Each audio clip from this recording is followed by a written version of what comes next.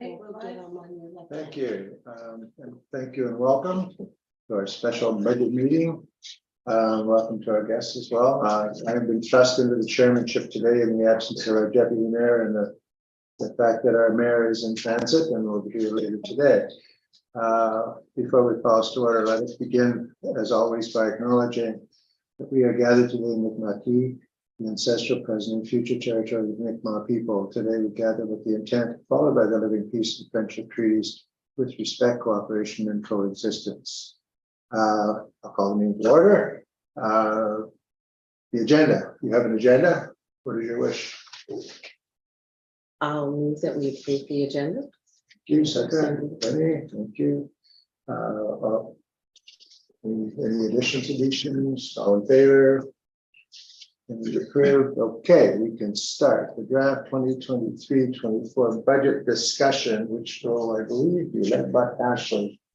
In fact, I'm advocating. And thank you. So I think we're actually going to start on the capital side of things this morning, and that's more Dylan's baby. And I think Jonathan's here to be provided a resource for any questions that you all may have.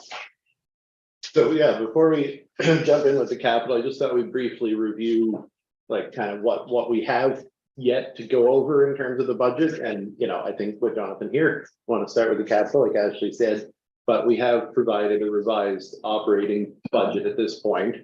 And we also have yet to discuss the grants, and I know there's been some discussion of grants.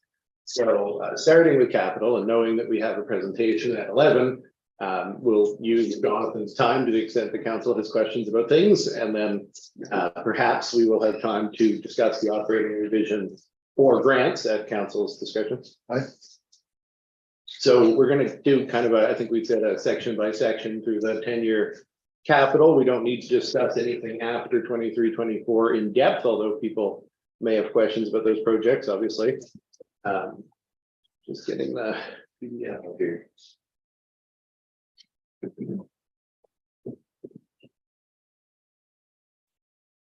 a beautiful morning. Page 109, Dylan. Lower it started. Yeah, I think so. there's 109 where we start. I think so. Yeah. It's giant. I can zoom in a little bit on this one. That's it. Can't even read it. So we had last time around, we'd acknowledged that the first section here was public works, and it's basically public works equipment and then the garage / office. So we have had, with respect to garage office, we've had something in our budget now for the last 3 years with respect to building a new public works building or renovating. The budget for that was only about a third of what is here. So this represents a number of reports that have been commissioned by council in terms of options, but it is really a placeholder in that regard, and it spreads out over a couple of years because we've done work, and you can see that's the amount in the prior year column. We've done work on that project to provide council with some pre-designed stuff. And then also there's an assumption that sometime in the course of this year, a decision would be made about renovating or building new, and then that would require some budget in this year, which is the 100,000, and then the remainder is whatever we're doing. There'll be construction. It's presumed not to be this year. So I don't know if anyone had questions about the building project, and bearing in mind Jonathan's here and he's participated in all that pre-design work, or if we want to jump down to equipment. Come back to the building at a future meeting. I know there's a lot of reports council's had on that subject. I think as a placeholder, it serves well in the budget. So the equipment, obviously, people did have questions last time, and I would invite people to direct questions. I can work with Jonathan to answer them. The only question I have about the fire hall, and I guess it's an outcome of last evening's discussion, is council staff having an opportunity to weigh in on the virtues and the challenges of a mixed use building. So if the station, the traditional station was used for public works, but the hall was converted to another use, perhaps housing, is that scenario from a staff perspective possible? And I don't want to put you on the spot today to answer that, but I think we I think need, it we would actually need, is a good sub, sorry, Mr. Chair. I think it is actually a good subject to ask for a report on, because obviously there's a lot of things that, you know, we wouldn't recommend from an operational standpoint sharing the building with, but there might be some uses that do work in that scenario. But the other thing is that any change of use to commercial or residential in the building will actually trigger like massive renovation requirements, especially if there's a shared use, like you'll need fire separations and things that don't exist now based on whatever the renovations are. I'm not an expert, but so we would have to run that by building services as well, just to get council some impression about what that would take. So I actually think that's, if council's contemplating any kind of shared scenario there, I think you should ask for a report. yeah, or being informed enough to rule it out. Yeah. So I think, I'm more worried with the timelines. So you could request, you could do a motion to request that report now, and then we'd have it before what we discussed last night, but within that timeline that they're looking at the housing option. I think that will be wise. So how would I make that motion? Kelly can fix the words. I would presume something like the council request staff to develop a report on the possibility of shared use between of the former fire hall Yeah. between the public works operations and other possible uses. Yes. And then we kind of look at if it were residential, if it were commercial, if it were institutional. That, You moving it? yes, Second by Councilor Scott. Any comments? Yeah. Yes, please.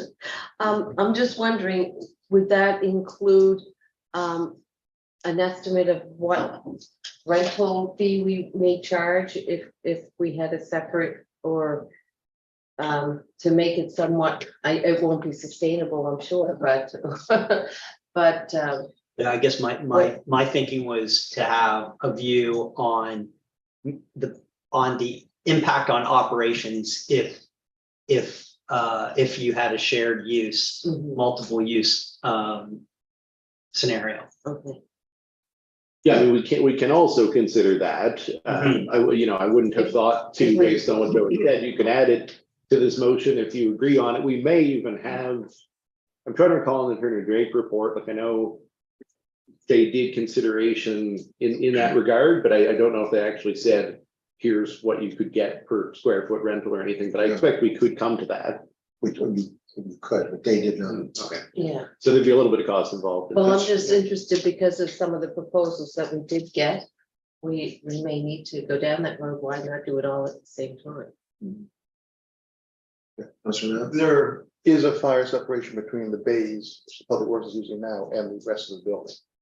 Yes, yeah, I just, That was I required don't want to when get the into building what would be back then, required. so, Yeah, It's- I'm sure that given the age of the building, any change of use basically brings everything up to modern code, so that's where I'm sure. Yeah. there'd be I think we costs. just need some clear Yeah, exactly. understanding of the challenges that the multiple use would drive into the operations. I think it's obvious that it would be significant. But it would, yeah, they have them in writing. So we have enough motion. Would you give a comment? Sorry. No, Yeah, I think it's gonna cut into the public works to a degree that I know that they would like to have the auditorium for storage of their smaller equipment and that type of thing. So if we want to keep them confined to one building, then I think, it almost seems to me that would be logical to use the whole building for that. Anything else on this building before we vote on this particular motion? Okay, those in favor by hand, opposed, motion's carried. Anything else on the old parallel? I have a question before we go on. And this is in view of the fact that Jonathan is here in particular. When we did that study, the motion asked for the ramifications of using it as a public works garage and the cost of any renovation. What we got back, I think, if I recall, is the cost of renovations to make it equivalent of a new building, I think was the wording, at $1.3 million.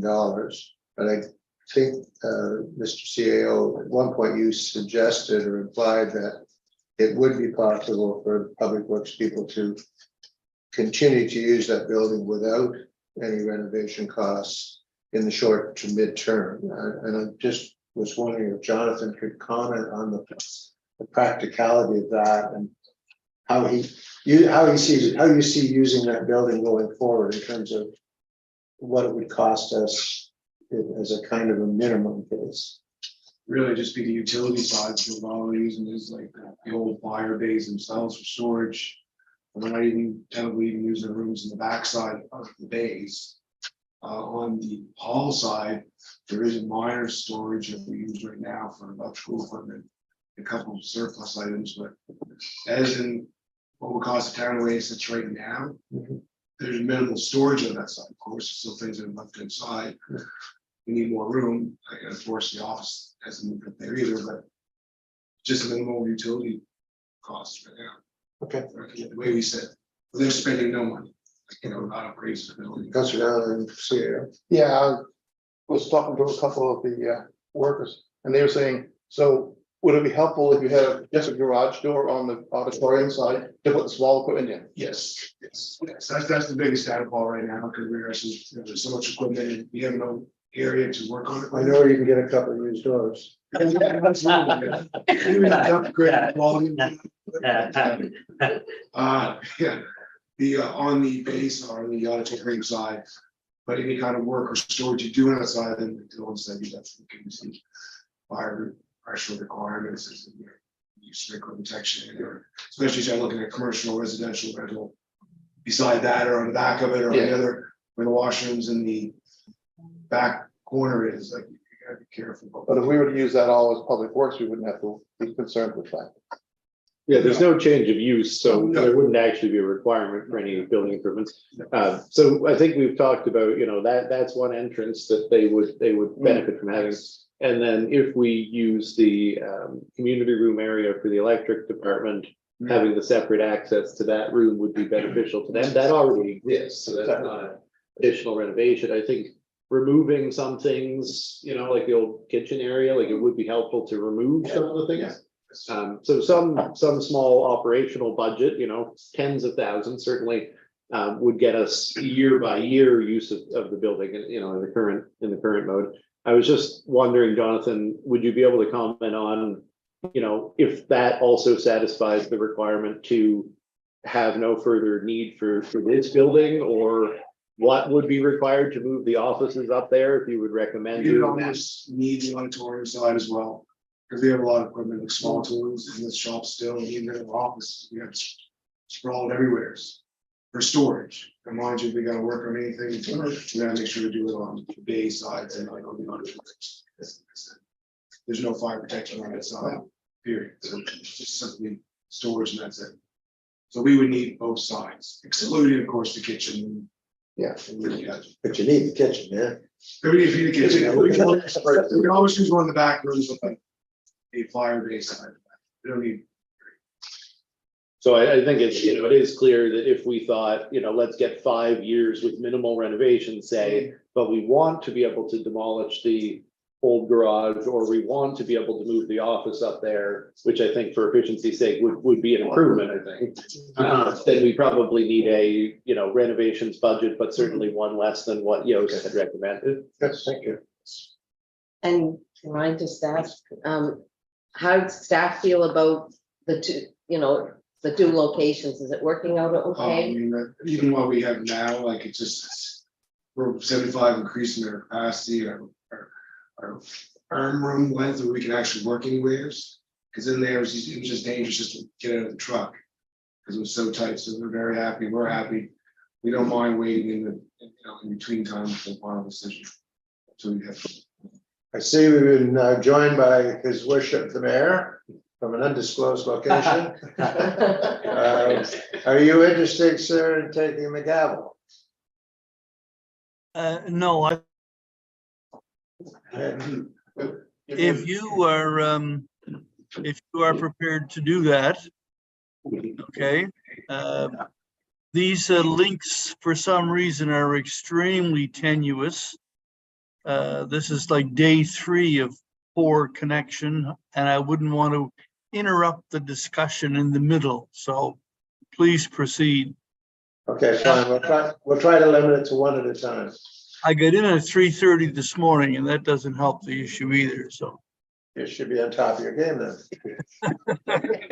Okay, carry on. So we're good on that Yes, item. I So think so. the remainder of the public works section, like I said, is equipment. And what you can see there is that we're playing catch up over the next 3 years. I think Jonathan's come in and evaluated the, operations costs and maintenance costs of this equipment.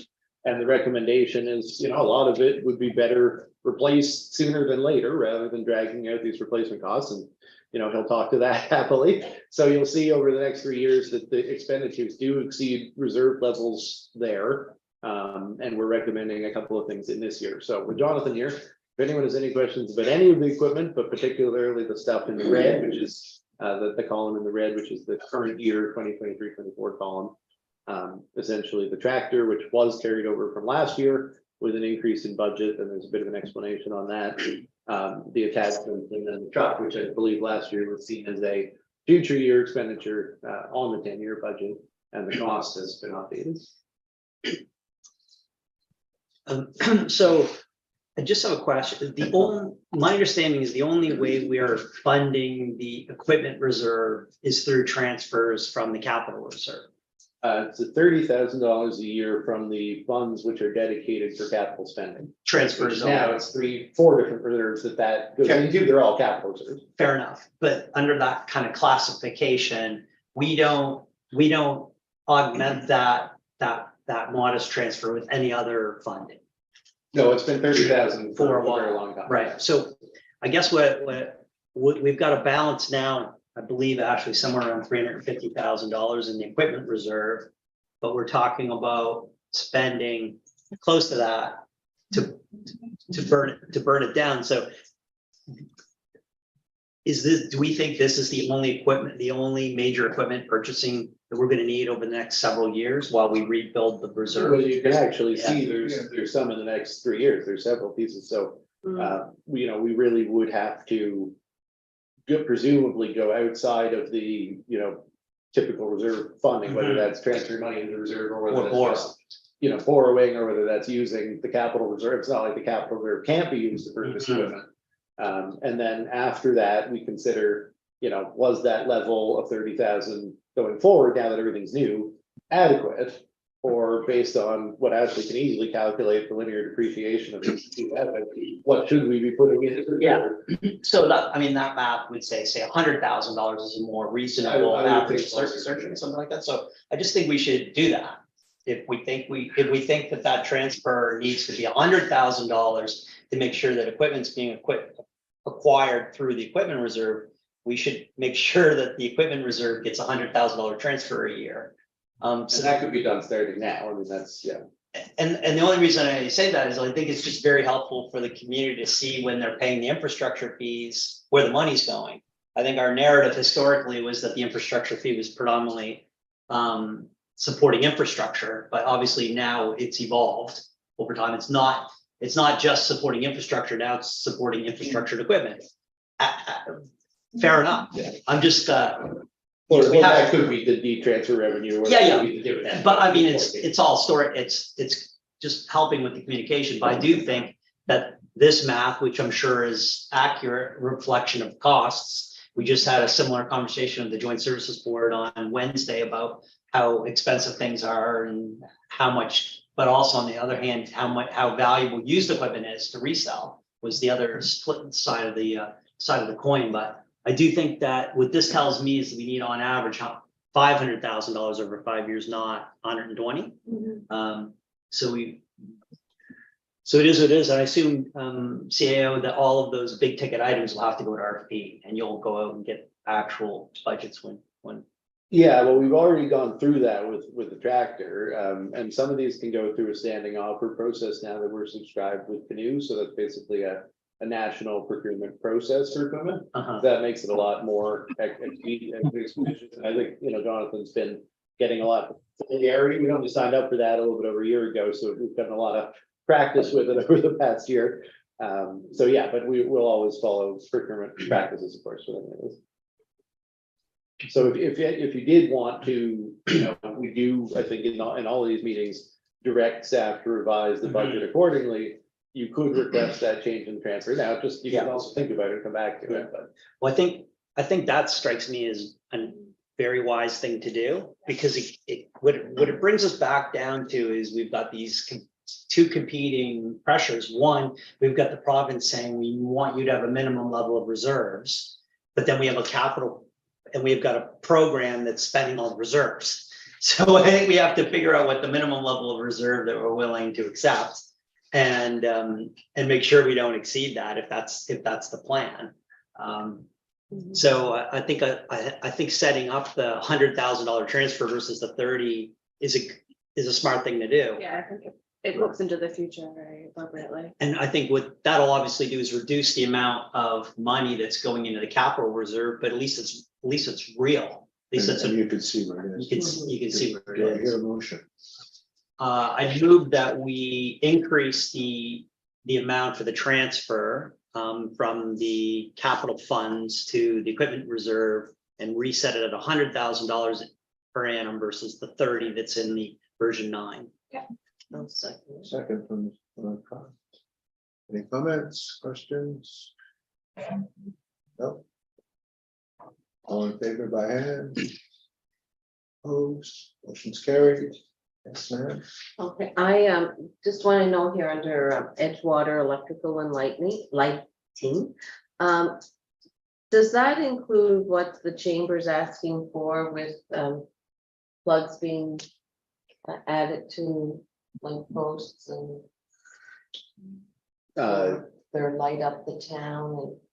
Sorry, which number are you? It's 32 Okay. under transportation. It was mostly looking at numbers. Okay. I mean, I don't mind answering the question, but maybe we should hold it till we get down Okay, I can do that, sorry. Sure, we're still in the equipment. aren't we? Okay. there. Well, I mean, unless everybody's good with the. Well, I do have one question. Sorry, Richard. Go ahead. Again, for Jonathan, could you give me a 30-second summary of what an articulating tractor is versus a skid steer? Because I don't understand. Okay, so I don't know if you see around like Bridgewater, Lunenburg, reach out around, you can see them moving snow from sidewalks. I'm not allowed out of town. No, that's exactly. So anyway, yeah, so they actually pivot in the center, like a payloader would. Okay, But they're very small. They're only like 58 inches wide, so they can travel on sidewalks. okay. And they're very multi-use. There's a ton of attachments you can use this type of articulating tractor. Articulating, like you said, bends in the middle. Yeah. The skid piece steers by brakes on the left and the right. You know, and they're very archaic and barbaric. They're only like they have no suspension. Like wherever, it's like plowing with a wagon. You know what I mean? There's smooth surface. There's no suspension, so it never floats over the area. It does float, but not in the way that it does with the equipment. And there's for the attachments, you can buy quite a few for them, but the articulating, it pretty much limits Bobcats for all use. All year Is the round. 260 includes the attachments you'll need? The 260. 160, Oh, is it 160? Yeah, I mean, 260, yeah. Okay. So I was just slip of the tongue. So the 160 is just the machine with the bucket in a salt spreader on the back. Thank you. Everything we have for attachments for the Bobcats works on the articulating machine. That's But Michael. then there is The other Actually, category road, that you've you got wanna in this purchase. year, is that for this machine? Sorry? The flail mower actually category? this machine. So that's another item. So that's another thing we wouldn't have to contract and do that ourselves. We're all our roadside ditching, mowing with this flail mower. It's all this boom type that actually go down the ditch. Yep. More than like we had hired it, so Great. very multi-use machine, that happened before and great investment. And this is for a brand new machine, so yeah, a used. Perfect. Anything else on equipment? Just one last point. So I think it's really difficult for us to place like really long-term borrowing on equipment, like to finance that at MFC. So I assume the plan would be to melt down the equipment reserve to the degree that we had to, and then augment it by a further drawdown on capital reserve.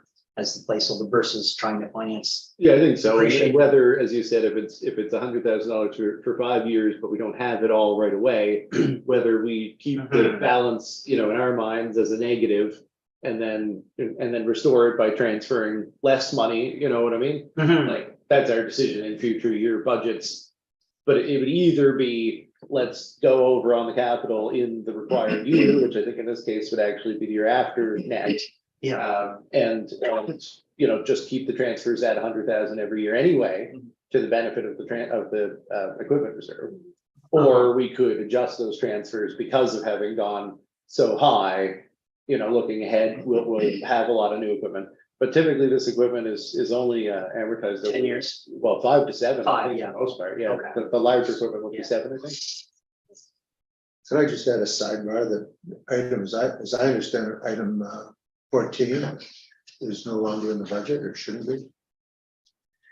Item 14. So what that one is the next time around, because we just talked about the shelf life of this Oh, equipment. that's way out somewhere. It's way out. It's actually at the very Sorry, I end, I was- think, there, yeah. Sorry. I was- 29:30, so we got, if any of you are on council at that time, well, we're looking at having another discussion about the electric because of our commitment in our plans to going electric by 2030. So by that time, we're expecting the electric mower will be the likely choice. So that's what that's. The only Um, choice. Just the last point on equipment before we move on, it strikes me that are in joint services boards procurement. I mean, the lead times are long. I mean, so you order a piece of equipment now, it may not actually arrive in the calendar in the fiscal year. So I think that would be important for us to kind of know if we ordered something now, if we could actually take delivery this year, if it would actually show up next year. But So, Jonathan can probably comment on. So for the You want- articulated tractor, we have our finger on one now, just, this is Uh-huh. approved. We'll have it within this, waiting for September. okay, fair enough. And for the truck, we got our finger on one as well. So all through the tender process, they will tender, Okay, they have 2 on all. Yeah. And I think we left the budget for contracted maintenance for this summer the same anyway. So we're not counting on having the tractor to reduce that in this year anyway. Anybody else? Going on equipment. So we're moving on to transportation infrastructure. This is the actual stuff that's in the ground. Yes, this is a wide variety of things that fall under transportation and infrastructure. But essentially, these are projects having to do with vehicular or active transportation for the most part, or related to that, to the question that we had from Suzanne earlier. So as always, we've got a little bit we did last year. We've got a lot we're recommending to do this year. I did want to point out that because this doesn't show the sources of funds, the sources of funds are reflected on the current year detail, but this is an easier way to work through. So most of this stuff, the smaller stuff, is our own source. We don't have external funding lined up for it. In the previous articulation of the budget, it was all shown as coming from capital reserve. We had a discussion about making room in the budget for more capital spending out of operating, and it was specifically for these smaller items. So most of these in the current articulation of the budget have been moved over to being from revenue. So they'll be current year revenue. And that's revenue that wasn't normally earmarked for capital. So that's revenue that is actually coming off of the year's operating revenue. So I just wanted to preface it that way. And then to note that there's an interconnection between 3 projects on Fairmont Street. 2 of them are shown here. So we had last year a project for stormwater management on Fairmont Street. We got into the pre-design stage. We didn't actually get that project off the ground. There's a lot of interest from the residents there in seeing that project move ahead, and we certainly want to move ahead this year. It's reflected below under stormwater, but in relation to that, everyone knows the pavement situation in that area is in need of work anyway, and we'd be tearing up a lot of the street. So Jonathan's recommendation there that we actually do the whole from the intersection, at least at a minimum from the intersection of Pleasant up to the end of the paved section on Fairmont, while we're doing the stormwater work. And then we think it would be a good idea at this point with our commitment to accessibility to find a way, and I understand this is slightly complex, to address the small section of sidewalk between Pleasant Street and Maple.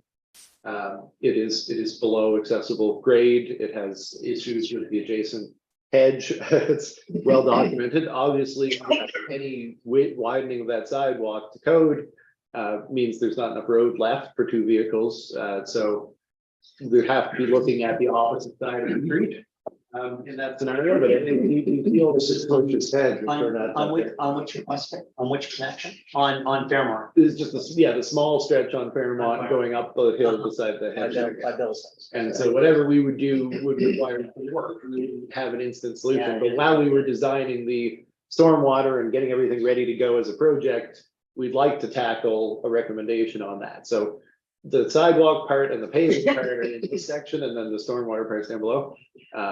All of those were, this is basically taking what we had as a concept and trying to say, what other work in that area could we do for efficiency's sake at the same time?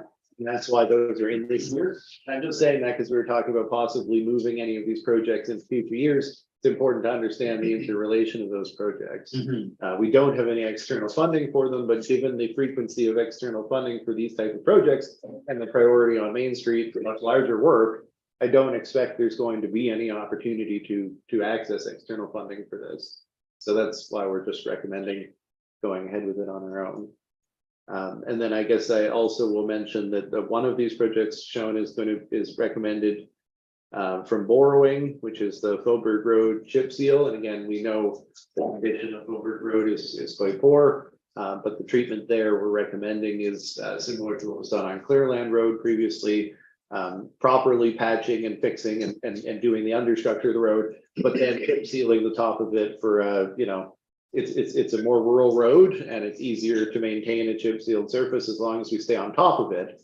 And then obviously with the speed humps there, this would give us a chance to confirm which design is standardized in town, and we could make sure those are all properly standardized, and we could retreat them with the new coating. So that's a good opportunity. So that's in there. I just wanted to note it's from borrowing. It could be from capital reserve. It could be from gas tax. Those reserves have capacity to handle this. So that's a discussion for council to have. And then finally, in the current year, the Edgewater Trail project, that just represents the engineering portion of the total cost of the Edgewater multi-use trail. We've received external funding for the multi-use trail at 60% external funding. The remaining 40%, we're looking for support from the province, but this actually just shows the whole cost. And because this is the 10-year, so in the detail, just break down. In the 10-year, it just shows the whole cost, but it's spread over this year and next, with the thought that if we can sort everything out this year, we'll get to engineering, and next year we get the construction. And the timeline on the approved funding is that, like that would allow us to do the work next year.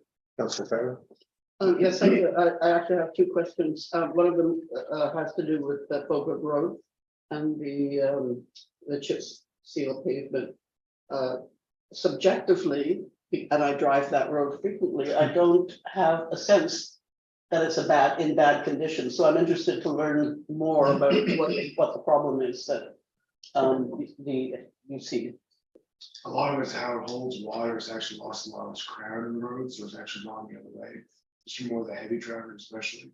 Like Dylan says, an extension from municipal and provincial road from northwest, so you get a lot of heavy traffic through there. If you look at it, there's a lot of stress cracks around the asphalt, which introduces water, which introduces frost, which introduces heaving. It's to be reshaped, like Dylan explained, and get everything back to where it should be, and then a chip seal over top is definitely a for that area. So again, going back to my subjective experience as a driver on that road, it doesn't bother me. No. So, but I hear what you're saying. Is it something that needs to be done now? Could it go to next year or the year after? I can go another year. I mean, go many years according with the quality of the asphalt. I mean, you have roads in town that are much worse. I mean, look at Orchard Street here. Traffic is not as high, but as with the quality standards you expect within town. I mean, a lot of Foxborough Road, especially right at the top. On Pleasant, the road's probably the worst right there. And then you pull on Pleasant, you got a nice strip of Island Road coming down. And it wouldn't necessarily be a sunken cost to do some repair work in the operating if council moved the, I mean, Jonathan, feel free to comment if you agree, but we could do some repair work in the operating and, or in our, you know, other budget and then move the main work into the future year, and that would, you know, wouldn't be a sunken cost. It wouldn't be a waste of work. Okay, but I had a second question, if I may. It's going back over to Fairmont and the pipes, the stormwater. So it's the plan is to stop that work at the top of that hill where the pavement ends. And so we've given up on the idea for the time being of extending it to the end of the road. So it's a good question. So we had been approached about extending it to one further address than where it is. And that was 3 years ago now, and it took some deliberation for council to consider extending it to the end of the road, speak to other residents, come back around to the idea that we would be willing to extend it for just that one property, and then getting back in touch with that property, finding out that the rationale for that was no longer present. We don't recommend, based on our normal analysis of an extension supporting tax growth, tax base growth, we don't really recommend doing an extension on Fairmont at this time. And I think I would say the same thing as I would on Kinburn. You know, we should extend services if there is development pressure there, and council will be asked to consider that if there is, but right now it doesn't seem like it would be necessary to do. So that we're not recommending it. It was in last year's budget. We didn't have time to actually do it in the time allotted, and by the time we were preparing to do it, it was no longer, the rationale was no longer there. Thank you. Oh, yes. So my question about the lighting, the cost, is that included with the wishes of the chamber? So That- this was Is it with actually, Main Street, like they're talking? yeah, so it's not the same thing. This is Okay. actually a project we've talked about now for a couple of years as well. Of at the same time as we do other waterfront upgrades on Edgewater, basically the kind of the Edgewater Street project. I actually did up a little graphic for the province with all of it labeled because there's so many different things. But, you know, along with the Living Shore Line and the multi-use trail, and now we're the tenants of the parking lots, and so we're just kind of taking possession of that. The other thing is, and the pedestrian improvements there, the other thing we planned is the lighting is at the end, near the end of its useful life. It's actually past what it's technically its useful life, of course, but we get a lot out of our assets, and so we've been planning to replace the lighting. And there's reconduiting that would be necessary there, and at that same time, bring an electrical building over to the park, just something small and under 4 feet, you know, like we're allowed to do, but just somewhere that you can connect for electrical services on the water side there. I moved the rose bushes, and thank you, I can point this out, they were down below. I moved them into the future year. That was just a typo because they were meant to be after the after the reconduiting. Yeah, Because it will disrupt the existing rose bushes, which are also, you could say, at the end of the useful life, but they would benefit anyway from being replaced at that time. Mhm. So this is all about the Edgewater standards, and electrical upgrades and reconduiting. But it would also give us an opportunity, if there's a desire to do so, and I don't believe the chamber said there was, but to add any fixtures, like the old light post had some receptacles.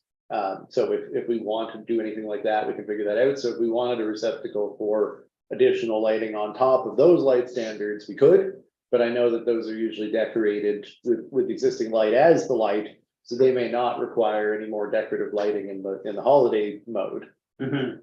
Because you're talking about like from the barn down. So there's nothing in our budget about doing that, Okay. yeah. And so will this help with the problem they had over the winter with the lights off on Edgewater? The street lights were. Yeah, I mean, some of the issues we've been experiencing with the streetlights on Edgewater have had to do with the age of the infrastructure, and you know, it does likely there will be more issues going forward until we do this.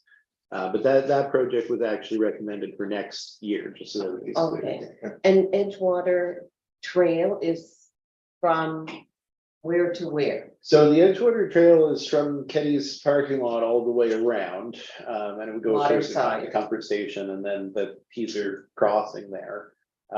We obviously, we've done some of the work associated. It would need to be coordinated with the next small section of Living Shoreline in front of the Lutheran Church parking lot, we're hoping that would happen.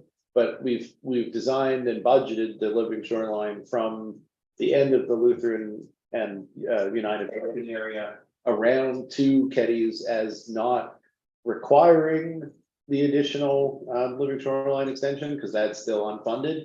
And we need to move forward with this. So when we applied for this, we got CBCL to look at it and say, how would you do some infill and sufficient protection? It's not going to be a lot better than what's there, but it's not going to be worse without sunken costs. So that when you're doing the Living Shoreline, the materials are there, can be moved around. It won't, really significantly increase the cost. Now, there is some challenge with the surface of the Living Shoreline or of the trail will probably be somewhat disrupted and need to be remediated in the course of that work. So there's a little bit of sunken costs if we don't secure funding to proceed with the entire Living Shoreline, but just to kind of, so that's the multi-use trail, and it is raised because that was one of the features that complements the Living Shoreline. So basically it would be, a foot or two above the existing trail, just to give us a little bit more height on the breakwater there, basically, yeah. And the bridge, just one more. The bridge Oh, yeah, rail, tree.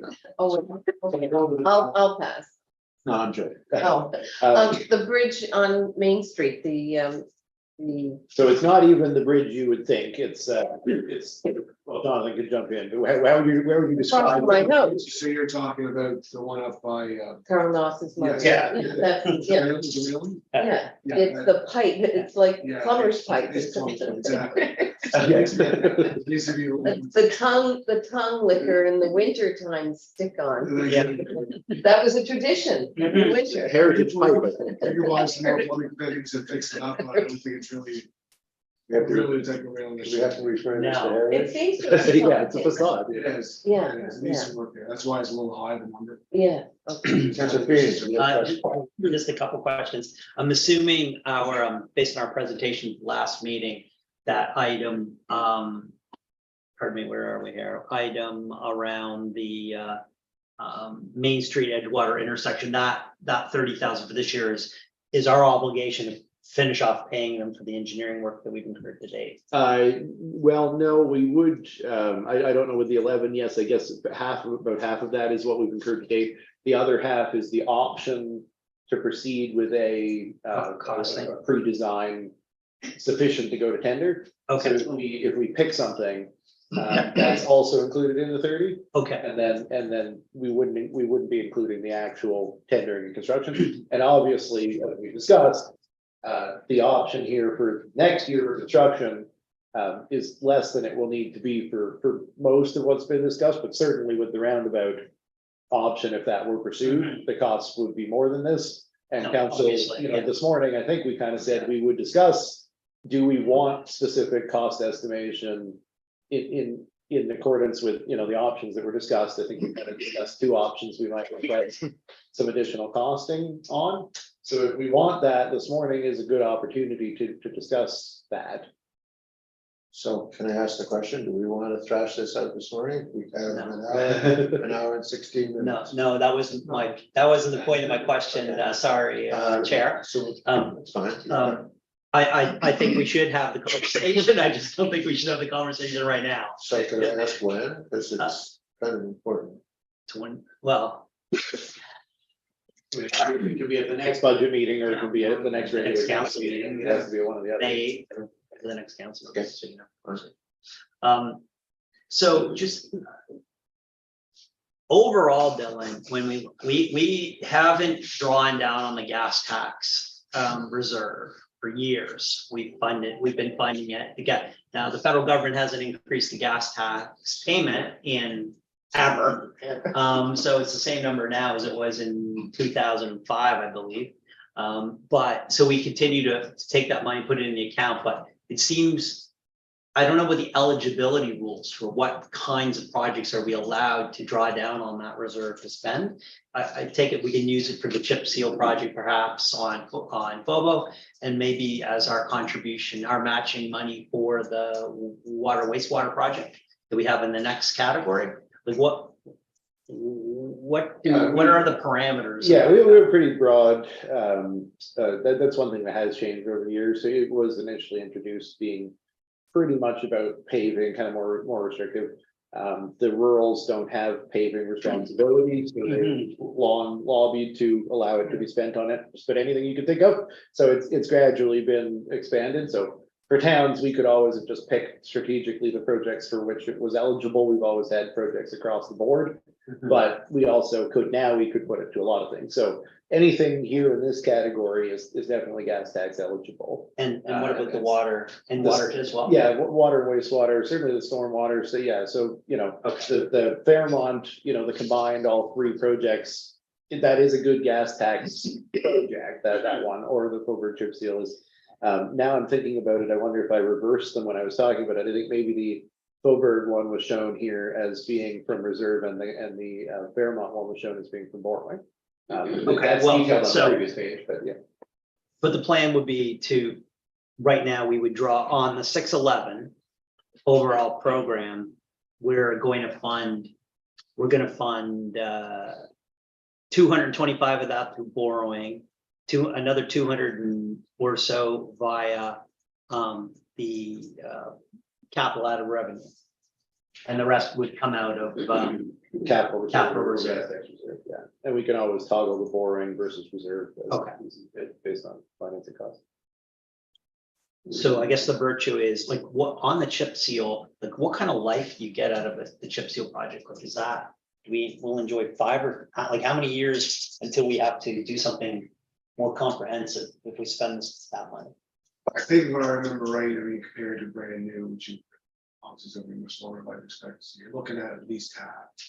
Half-life. Yeah, half-life, of what you have in new asphalt. So, yeah, I mean, the thing is, it's always based on the road itself, right? So the road, so you can't really say an asphalt road lasts X number of years and a chip seal lasts X number of years. But given the road conditions there, I think that half the life is reasonable, and then you can retreat chip seal at least once within the typical life of an asphalt surface without doing a bunch of other work. So if we get in there between years 5 and 8 and do another chip seal, we could probably extend the chip seal closer to the life of a regular asphalt treatment, and it's typically still only gonna be about half the cost over the I'm life. just a little worried about borrowing for projects that have a short life curve versus borrowing for the wastewater, which has a 30, 40-year life curve. You can get your head around, I'm gonna take 20 years to pay back this loan, but it's difficult to get your head around. I'm gonna borrow to do a chip seal project that's I'm gonna have to redo in 5 years and my loan's at 10 years. I think that's why I reversed them, because the Faubourg one is chip seal, and you could say the useful life is 7, 8 years. Okay, But the Fairmont is underground work and paving, and so that you would typically say that's more of a 15, 20 year. okay. So that I think that would be the one to do for borrowing if you were doing one, and that is, I think, how it's actually. Well, yeah, and it's if you use salt versus sand on it in winter, you're not supposed to put salt on it, on a chip seal. From Department of Highways. You know, it's not recommended. Yeah, so it's how you treat it, and often what you'll find is trucks will start using those roads because they're better roads. And a lot of those roads don't have the engineering for heavy trucks, you know, and that's like a Clearland Road, I think, that beat up because all those trucks going up to the quarry Absolutely. were using that nice chip seal and avoiding going through town, and those roads when they were built were for ox carts and wagons, right? And they just don't have the same, you know, construction underneath to hold the chip seal either. So And there's different levels of chip seal. So, you know, when we talk about chip sealing on Stovepipe Lane or Fairmont or Park Street, we're talking about a gravel subsurface, whereas if we're talking about chip sealing on Clearland Road or Faubourg, it's a treatment on an asphalt surface. And I know the provinces use both extensively, but yeah, so they're different treatments. Councillor Carter. Thank you. 2 items. One is the turn, number 25, the turn just outside town limits. It's a small financial amount, $4,500. But I'm curious where the what property the turn would be Good on. question. Still working on that one, we just put it in the budget, just, I got a base number, just to what's the cost to put a turnaround area in. I'm dealing with a homeowner now, landowner now. I thought I actually got some, some movement with her, but I think it's changed and went from the other side of the road. We're trying to, somewhere on the outskirts of town, which is provincial roads, be able to turn around that, the province could benefit from as well. And trying to get the gentleman from TIR to do a scope has been very difficult. Okay, so that's a work in progress. It's a work in progress, but no matter where you put it, that's what's gonna cost. So- If So, we have the chance, we'd like to do it, so Yes, yeah. instead of driving all the way to northwest. yeah. So my other question was about the speed humps, not just on Fogo, but everywhere, because they are, as we have already observed, uneven in their heights. 100%.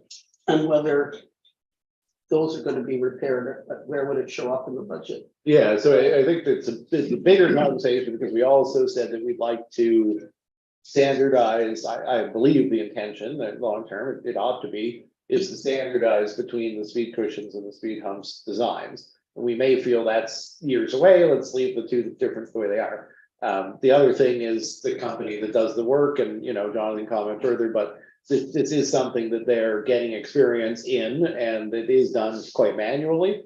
So we did expect, especially with the speed cushions, that we'd have to come back to and do some modification.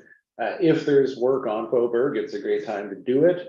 I think we do it either way, but obviously if there's likely a decision even within the next year on standardizing one way or the other, it might make sense to have that discussion and then, do that at the same time. I have a question, actually, Jonathan. I happen to notice in one of the provincial parks recently that they have speed bumps, I guess they're called, but they're basically something you buy in a store and you pull it down to the road. That's Is correct. that something we can use on our streets if we wanted to? I mean, they're great for this, the summer and the shoulder season, but where you have to pull them up for snowplow. Okay. So then it was pretty much makes that a quarter of a year that, you have those speeds. All right, thank you. Monitors. Anything else on this section? No? What's your now? Just a couple things. The parking lot for St. James Church, that's the one on Perry Street. Is that really a necessary repair? I mean, it doesn't seem to be too bad, but. So this is one of those ones where you could let it go for years further. I think there's two things. There's the value of painting spaces again. And then there's the notion of painting them on the existing surface. So, I mean, Jonathan, you speak for yourself, but when you get looking at it from a public works perspective, if you're painting it, it kind of, it jives to do the retreatment at some point, and it could wait. Yeah, it will hold up. It's not like it's high speed traffic or heavy traffic. No. It's got years left in it, but it's in hard shape for. But I mean, we're gonna pay lines in no matter what. So why not take the opportunity to put a new surface down? I mean, So as long as we know if we push off the paving, but we'll still do the lines, we would still recommend doing the lines, so that if anyone asks why you put the lines down on this old pavement, it's because we wanted to save that cost for the community, so that's if it is moved on. One other Yep. thing, getting back to the speed humps. Speaking from my own experience with them and with the fire department's delays in response, stuff like that, why can't we just haul them out of it? Well, I think they've been extremely successful for the stated objectives of traffic calming, according to everything we've been able to monitor. According to what? Oh, for reducing speed? Yeah. So I mean, I guess that's the question, is does council still have those objectives? Which, sorry, Richard, which speed humps are you referring to? The ones on Claremont or the ones on Fairmont? The ones on Pleasant. Or- Especially or the ones Fogo? on Claremont and Kinburn, because they're, and also the other ones too, I know they're cushioned, that so you're supposed to be able to, but we still, when we're responding, it slows us down like crazy, and we're responding to an emergency. Time is of the essence. I think this is something that needs a fulsome discussion, as you would say. Mhm. I think for that reason, it makes sense to just consider for this budget process that decision is pending. Yeah. And then projects that will, revolve around, it should probably wait until that decision's made. Very good. Anything else on this section? So if we want to suggest moving anything into a future year, it is in order to do motions on that now. We have done that in prior years, direct staff to revise the budget to move such and such a project in this section into a future year. We can also come back to it, but it may actually be easier for councilors who feel comfortable and do that if you want to do that. Or we'll just leave it the same and then the budget. I just. Councilor Carver. I'll be happy to move that the Coburg chip seal project be moved partially into a future year. As discussed earlier. Okay. Second? Do a second? I'll second that. Richard, okay. Councilor now, seconds, any comment? So, so fair enough. I mean, that would eliminate. I mean, so that just simply defers the challenge for one more year. I think we need to find some economies. This is a reasonable place to start. That's just sort of what you're thinking.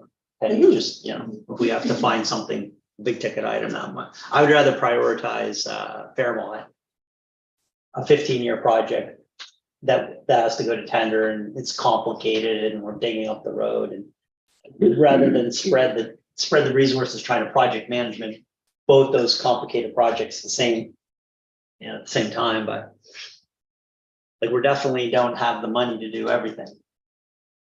So So I'm okay supporting that. Councilor now? just a question on the Glenmont Street, since Councilor Feeney's brought it up.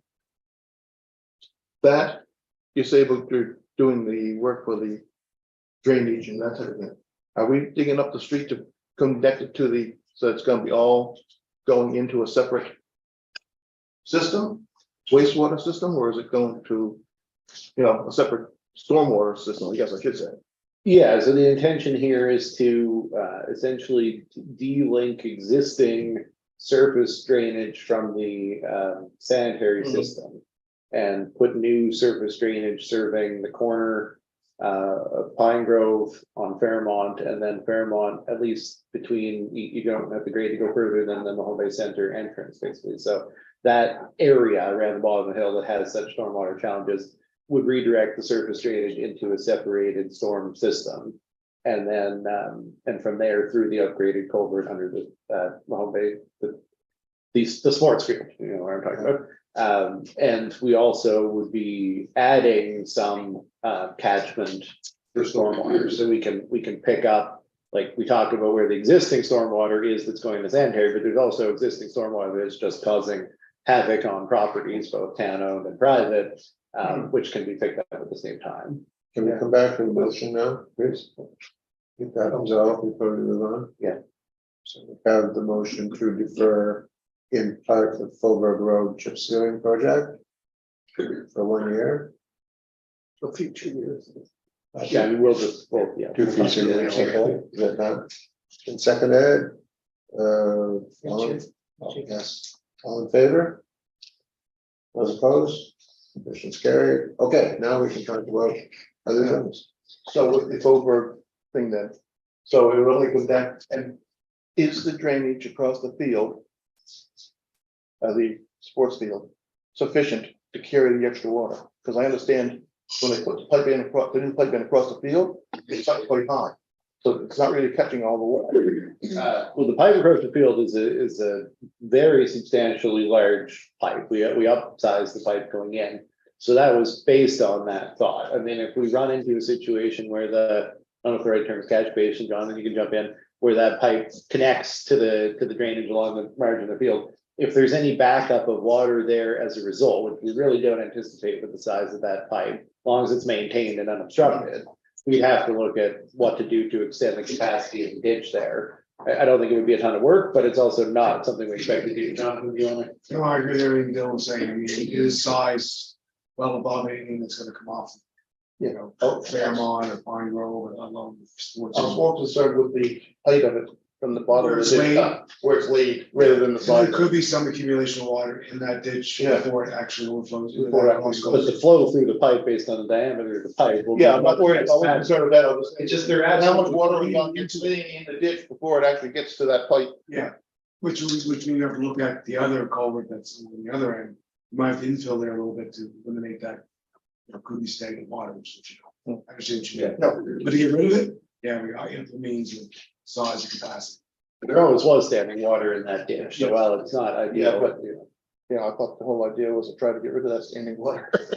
Well, I mean, it would only be after, rain events. Yeah, you want to last, or just. okay, anything else on this topic?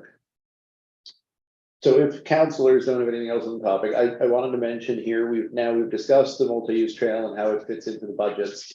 We've talked about the fact that we had an external funding opportunity here. I was reminded by our climate coordinator that we need to actually motion that the mayor, when he gets, now that he's back in the area, sign that funding agreement. So if people feel comfortable with that, if you want to talk about it more, we could have it in closed session, but there's a timeliness because we've actually had that on for a little while and we never did actually a motion to sign the agreement. They were dealing with other fine print issues behind the scenes that we didn't slow them down, but now This is for the 1.4 million. that is the approach, that's the full cost. This is for 60%. Yeah, I understand. Right, so this is the 60/40, and essentially by signing it, we'll continue to try to find ways to reduce our 40%, but we we'll will obviously have an obligation to Yeah. fund the 40%. Exactly, yeah. Okay, Yes. So if we don't do it now, when would we do that vote? Well, my suggestion was that if anyone felt like it needed closed session discussion to be able to talk about details in the contract, Okay, we would have one at the soonest opportunity, which I guess would be next budget meeting. Okay. But, obviously, if no one has concerns, there's no reason to wait. well, by not signing it, we're walking away from 60% funding, which Well, is that's a bird in the hand, and I don't think anyone wants to do that, so I'm comfortable to walk away. No, oh, no, to sign, okay, fair enough. Sorry, do I hear a motion? Would move that we provide our endorsement to the funding agreement. Yeah, usually it's direct the mayor to Okay. sign the agreement. And second, Councilor Carter? Any comments, Mayor, any comments? No, okay, those in favor by hand.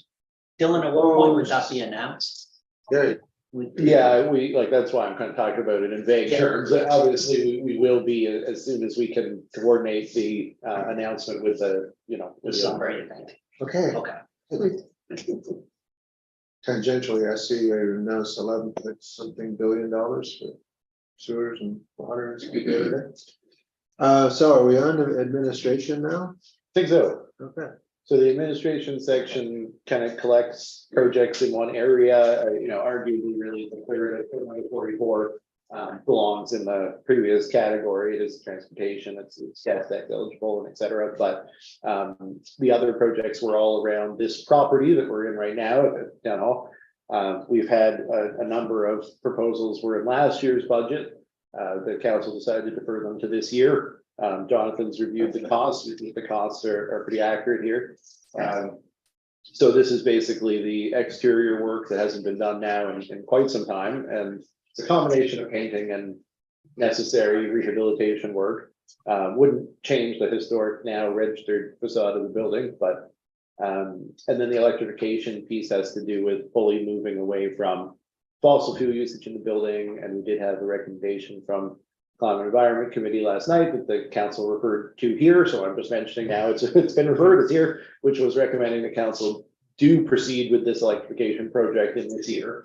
And then the parking and crossing improvement, like I mentioned, that's been discussed as just, it would be beneficial to have another crossing here on Main Street, but also, of course, for people to be able to access our office directly.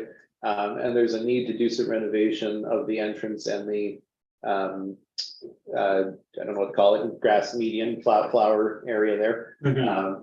Our recommendation had been to remove the looping of the parking lot because it does create a lot of unsafe conditions for pedestrians there. If we're going to have a crosswalk, people do regularly turn through our parking lot at high speed. So we really didn't think it would be appropriate. So that whole thing, we'd come with a plan. We talked about it conceptually years ago. But before we would proceed, council would have a defined plan for that front area. And obviously we coordinate with community groups that have a vested interest, I think, in the flower bed area. So, but that's that portion. So we put all three in this year because it makes sense to do them all at once. We'd also like to coordinate it with the demolition of the garage and moving parking into the back for staff so that the front parking areas could be available both for patrons of the town hall, people coming in to pay a bill or whatever, but also because they are used for parking to supplement the businesses across the street. And if there's a crosswalk, well, they certainly will be used for that. And if we're able to rededicate the staff parking out here to also be public, I think we have sufficient overflow for our own building to support some public parking in this property. So that's all included in there. Obviously, we talked about the Public Works building. If we don't have a final decision or enough of a commitment that we can go ahead with the demolition of the garage, then that will be held off until we do. Councilor Carter? Thank you. Oh, and these are all for boring. Sorry, I just wanted to mention, these are currently shown for boring. They're eligible for our own capital reserve. They wouldn't be eligible for the gas tax reserve. We could do the parking crossing improvement out of the new SSGF fund that piece would, because it's an accessibility improvement. But that's obviously the source of funds is a discretionary final detail for the budget. Councilor Carter? So the town hall exterior, at $230,000. Again, could some part of that be deferred to future years? It basically represents all four walls of the building. So Dorothy could weigh in, but I think we probably recommend, going by walls, doing everything rather than sinking costs into painting, but not doing the necessary repair renovation work. So in that sense, Jonathan, do you want to comment on if we could do less than all four walls in a year and if that would change the cost? So like deployment costs, et cetera? I'm going to change the deployment costs a little bit. I mean, setup work is not that much, especially if you're scraping paint, but of course, some walls are much worse than others, and of course, the front being worse. Especially with all the water damage that occurred. As for my time in front of Ashley's office or window area, I know we don't feel that area, I'm more wet than dry. There's a lot of air gaps, there's a lot of painting. The top, we call it on top of the bump, we call it on top. Lindenberg bump. Tension. Yeah, Lindenberg bump. This whole, the front, I would say, is the worst, of course, the one that you see anyways. You would But- save some by, keeping the all three. But Because you saw functionally, it's quite a large project. Yeah. but functionally, could you do two walls one year and two walls another year? Absolutely. I would address that to the most two important walls first, Mhm. the front and the side. Just knowing how challenging it is to find, exterior carpentry workers and even painters. It's not like we can, even if we talk about budgeting it, I mean, given that it's already May, we may find it, and you can't paint in October, November. I do really wonder about if we, Somebody. I wonder about if we could really do it this summer anyway. Well, Jonathan can comment, but I think he feels this one is pretty much spec to go to tender right away. Right away, yeah. So- So, and all we can do is try to see if we somebody commit enough to, because there's a lot of work has to go into this. Oh, yeah. So if everybody's already busy for the year, even going to tender right away, we'll get people saying we can't do it Well, this year. I guess you would know that, you would know what the timelines, but I mean, obviously we can't paint. The carpenter is gonna take weeks and months. And then we paint, we can only paint until realistically the end of September. So anyway, but I think from a council support, like, I support the $230,000 investment. Whether it can be logistically completed this fiscal year or next fiscal year, we've spent a lot of money on the interior. I think anybody living in town that lives in a home that's 100 or more years old, like I do, knows that these prices are absolutely, they seem quite authentic to me. They really ring true to me. I'll be happy if we only spend $230 on the exterior. But again, it's a 15-year investment, and I mean, it really will maintain the building really for at least the rest of its useful life. And I think you make a good point too, like if you leave it in this year and the authorization is there, and then we go out and figure out how it happens, it may be spread over 2 years. But we would know that the authorization was there, so for tendering and everything, it would make it a lot simpler. Like if the spreading it over 2 years is only intended to reflect doing the work over 2 years, but not a lack of commitment to doing the work over 2 years, then I would just leave it, I would recommend leaving it in this year, and then we would proceed accordingly, but. You know, it's more about knowing the council is committed to doing the other 2 walls rather than just doing, you know, that, I think that's the main difference. Councillor, We want to get this job done. Depending on who we get, so that we might be able to just work into it so that they do their work over 2 years. And therefore it's spread out that way, so that they're committed to doing so much this year and then so much another year. As long as the commitment was they start and finish each side. Yeah, before they do move do to the this next. side and then go to the other side, exactly. Yeah, I just don't want to have anybody painting in December. Oh, yeah, it's Right, not- so- maybe you finish as simple as that. Oh, exactly. which I might say you see routine work. Yeah, Even though they'll say they can, of course they can. so, but the idea though, that this project would be funded through, would be bundled together into one borrowing appropriation, that's the plan. Yeah, that, so Sure. if we call it one project, if we approve it all now and it takes 2 years, just like any of our other major projects, we wouldn't convert it over to borrowing until the end. And I think at the scale of this one, we wouldn't really have any cash flow challenge over that period. Anything else? on this? I just have one comment, and that is on the the boiler. I'm still puzzled by the fact that our budget this year for fuel for the boiler and electricity for the building is the same as it was before we had heat pumps.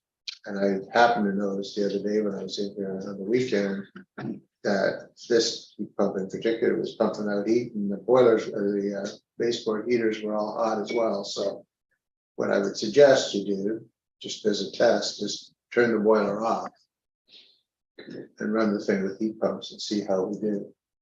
Because I suspect, I mean, from a legal point of view, from an insurance point of view, you just have to have a secondary or a primary source of heat. You don't have to actually use it. That's right.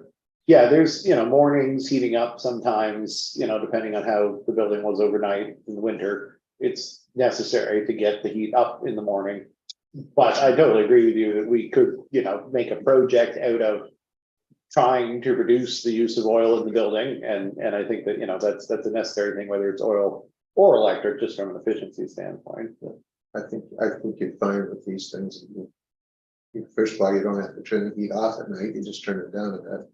And secondly, they're very efficient, extremely efficient. I agree with that. I mean, our building is still not that efficient. That's the problem. Like say, for instance, around Ashley's in the downstairs. There's a large draft around that. You mean those holes? Yeah. And It's you cold know, there. the way to compensate for that, even though, you know, basically time, you can only chase it with hot water red, right? So there's a good example there why that boiler's coming on.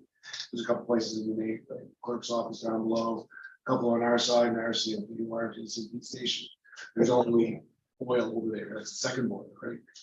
So the exterior will address Exactly. that. Does include some window replacements for the last few windows that are still. You gotta get it tight. Councilor Carver. So I just noticed now that number 43 includes additional heat pump or pumps, and where would the additional? So that was the point, I guess, partially what Jonathan was making, is that the back office, if it is continued to be used for any purpose, it doesn't have a heat pump at all right now. Where? The back office, the former Public Works office doesn't have a heat pump. It's not connected to the rest of the building. So that would be the, you know, and we could not do that if Public Works has an office. So that's an option. We could hold off on a small part of that project if, yeah. So a follow-up question. So I'm just wondering if Councillor Wilson's suggestion about the fine tuning the use of the heat pumps and the electric or the oil burner, whether that would obviate the need to convert this year. Is that what you're suggesting? That's what I'm suggesting.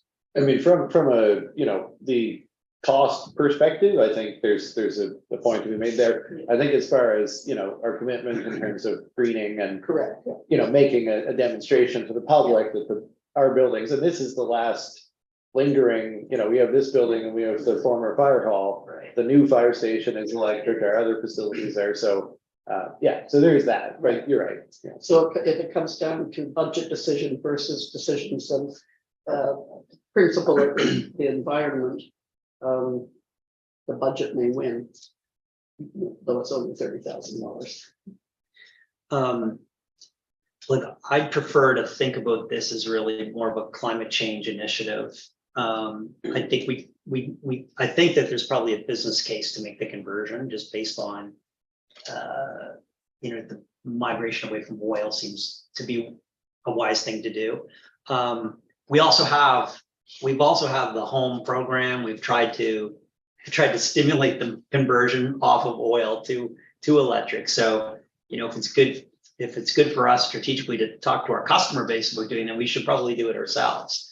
I think fundamentally, I would prefer to do this project and defer the EV car exchange project, which has similar capital. I believe they're both, you can categorize both projects as climate change initiatives. I think that the EV car share ride has lots of merits, but I think it's less of a priority. And I would prefer to do this project and defer the EV car share for a year or two even, until we really soak in, let that project mature. And I think that we should try to do this without borrowing if possible. But I do support the investment, and if we are going to make it, but let's make it now so that we get the full benefit of it in the fall when we have to turn the heat back on.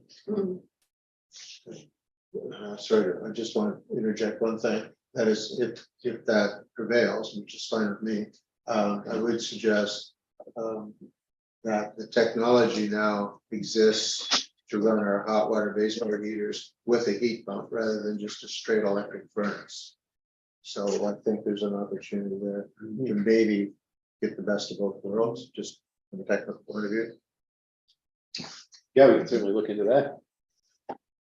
Okay. So there was a point about the changing the source of this, so, you know, we can change the source of this in the draft now, if you know, if you want to do a motion. I'd rather recategorize it as a climate change initiative, because it's not, I mean, it's not really, it is administration, sure, because it's in the town hall, but I mean, we could go comfortably on with the status quo for years and years. Like the drive of it obviously is trying to align with our strategic plan and our climate change objectives, I think, more than a fiscal reason. Fair enough. So, I mean, that's just one thought. I'm not sure what everyone else thinks about doing that. We had all of those three as borrowing just because it was essentially one project. So I guess I had taken that to mean you thought maybe none of those should be from borrowing. Were you just thinking of that electrification angle? Okay. Yes, that was just my thought. You know, I mean, I know we don't have the funds to, if we want to move forward with the town hall project. Like, I'm just assuming the town hall project, we're going to authorize it and they'll go to RFP, and we're going to find out that we can only spend a third of it or a quarter of it because of the timelines, and we'll paint it next year, or we'll do carpentry this year and paint it next year, whatever the case may be. On the electrification of the town hall, one, I would move that we recategorize that project as a climate change initiative versus, I think it's categorized now as administrative. And two, I think I would defer the EV car share ride initiative to a future year and replace that funding with this project. Is that a motion? It is. Your prior motion? Yeah. Secretary Council now. Any comments, gentlemen? Yeah, I think we should also, if we're moving the town hall ones now that we've all seen that they're associated in terms of timeline, we should probably move the parking and crossing improvement up to transportation and infrastructure as well. I don't think that has to be in a motion to do. If you know, you can amend the motion or not, it is, I just wanted to mention it. Yeah. And then also in terms of the car share, I guess I just wanted to point out that we had, sorry, Joe, was there?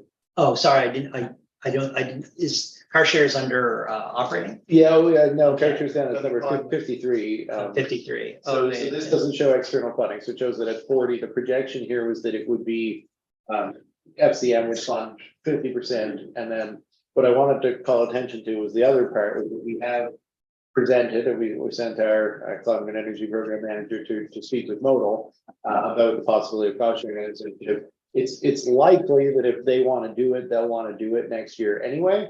But what I wanted to suggest is that maybe the motion could accommodate this. If now that we've proposed it, if Modal said, let's actually go to FCM now, like, I mean, it would take most of the year to actually get things together with Modal and go to FCM and line up the funding. I would recommend that we not, go back to MODL and say, thanks for agreeing to the thing we suggested, but now we'd like to wait. So that's just, if they said, we're ready, let's submit an application this fall, for example. I just wanted to kind of point out that we did propose it to them. But it's Fair more enough. than likely they'll say if they're interested at all, that they'd like to put it in next year's budget. So Need to get a budget done for this year. we probably will hear back from them within the month, but not necessarily in time for this. Let's go. Thank you. On that number, if this is number 53, Kind of jumped ahead, yeah. only because we're talking about it, we haven't moved down You there. jumped around it. So the $190,000 in the black column. What does that encompass? Yeah, so that, I mean, that's, we're just trying to paint a picture of one of the possible ways the program could come into existence. If we did capitalize this, the assumption would be that it was because the feasibility study became an active project, and therefore it involved the acquisition of one or more vehicles. Council previously talked about this whole thing was kind of, we would buy two. This is what was referenced last year, was we would maybe down the road, if it all made sense, if it could be figured out, we would maybe buy two vehicles that would be used for this purpose. So that's what that is, but it's not in the current year. Yeah. It obviously would be dependent on the results of feasibility study and council authorizing that. And hopefully we find external funding. This doesn't Yeah. look like external funding. Okay, at the moment, we have a motion, which is to proceed with the electrification of town hall under the climate rubric and to defer the EV car share to later years or that. Not enough. Anything further on that? Okay, for the vote, all in favor? Opposed? You can vote. Yeah, because that wasn't part of the conversation. You would have agreed. Let the record show that the deputy mayor arrived at 10:17 and resumed the chair at 10:22. Excellent. Section that plan. You do whatever you want. Okay. Dear boss. Councillor Lundestrom. Yes, may I just speak to 44 with the parking and cross improvements? There used to be a crosswalk here at Town Hall. I don't know why it disappeared, but when I grew up, there was always a crosswalk there. Joe, you must remember crosswalk and I think it got replaced by And the Richard. boulevard. yeah, I guess. No, The anyway, Boulevard was in. yeah, because the millstone was laid in 1954 and that held the coat of arms. Yeah. I would imagine the reason there isn't one now is for the reasons we're talking about doing some redesign. It wouldn't have been safe, however, I don't recall it, but Exterior hasn't changed. we typically would have removed crosswalk only because there was a safety concern. It did come into where the vehicles turn in here now. Okay, yeah, so that would be a concern for me, I'm sure. Sorry, Deputy Mayor, thanks. I think that just the description on 44. So when I reread this, and this meeting's been very helpful to clarify what that project is. That project is not just the demolition of the garage. That also encompasses the design, the sidewalk installation, the redesign of the front yard parking lot, and I'm assuming creating the parking for staff on the lane. Like it's the all. That's the concept. I Okay. mean, whether this budget bears out for all that, obviously we haven't designed. Yeah, it. yeah, so fair enough, but I guess the point is, we're not spending $30,000 just tearing down the I garage. think the text here is actually quite long, but it cuts off. Okay, fair You can enough. see the full text on the previous, Not that I ever doubted you. it's on the capital. But- Did it ever include the back parking lot, this 30? Yeah, the Include that. notion is notionally it Okay. includes that, but until we know what needs to happen with the front part, we don't know whether this budget will be. That would be good. So folks, help me out. I've just come in, Mhm. but you guys are just talking all over. If I come chairing, it'd be easy and you can put your hand up. So you should have. hand up. Yes, and I didn't finish my Yes, conversation. yes, hand up. So help me in that. Yeah. And I was going to the parking lot. So are council members considered staff because for parking? Like I never understood that with the staff. I always thought it was for the administration of the building, that we were to park on the street and just the mayor seems to have a parking spot. So, and I voiced before about us taking business parking for meetings because like I want to leave space for citizens to come and do business. So I just want to be sure, like, are we inclusive of staff? You want to respond? So, I mean, certainly you're welcome to park in the staff parking. If you come to a meeting during the day, there won't be any No. because we don't have enough. That's part of the project here. But in the future, if the back part is staff parking, that councilors would be welcome to park there. I think the main thing is when we have meetings in the evenings, you know, staff aren't here in a large number, councilors can park in there. And if we have a meeting with a lot of public coming in, it would be better for you to park in the staff parking. But yeah, during the day as it is now, I mean, I don't typically park in the staff park. I usually park on Orchard or over on Claremont. So yeah, you're welcome to park in the staff parking, but good luck finding a space as it is now. Okay, but I also think it lends to a good example of increasing our parking and getting us off the street and allowing businesses to have more space in front of their facilities. Yeah, I mean, we just had a new business come in here on Orchard Street and they've already had more traffic coming in. And so if I could move my car into our parking and not have it over there most of the time, that'd be great. Yeah. Councilor Wilson, and then Councilor Knapp. I don't know if I had anything, sorry. Yeah, I think that's the whole purpose behind putting the parking lot back there, so staff and council would use that parking for, you know, once it's done. Would use that rather than taking any space up front, or, yeah, leave that all for public. Yeah, and even if we ended up using all of the back and with a daytime meeting, some of the side parking here, we'd still have much more parking for the public overall, yeah. You gotta remember as well, like there'll be at least 4 staff members, if not 5, that wouldn't be parking here. I'll be back. All the time. Yeah, right now it's kind of half and half, isn't it? So we're good to move on to the wharf and marina. That's where, unless you wanted to jump in on anything there. No. I don't want to rehash it. I have questions at some point. Yeah. All right, so with the marina wharf section, you'll see in the current year, we had in the now prior year, we had a cost associated with design options. It did come back with some pretty significant recommendations. We do feel they can take some time to be implemented, so we're not recommending them in this year, but you'll see the large placeholder, that was the smaller of the recommended wharf repairs, so we're not recommending it this year, but we hope that during this year, council can make a decision, we could even go to tender, maybe by the end of the year, line it up, because it really will need to happen in the future. Mhm. But we're monitoring the wharf for any subsidence. The Marina Association's agreed to change their storage next winter if necessary, like they understand that we won't be proceeding with this work likely before next winter, so if we get more subsidence of the wharf, what we'd have to do is we'd have to move the boats further back, they'd lose some of the boat storage. That would be the only possible immediate consequence that's being presented this next year. So what you do see this year is just 12,000. That's the request for pump out station. Now, you know, ultimately I put this in here rather than in as a grant.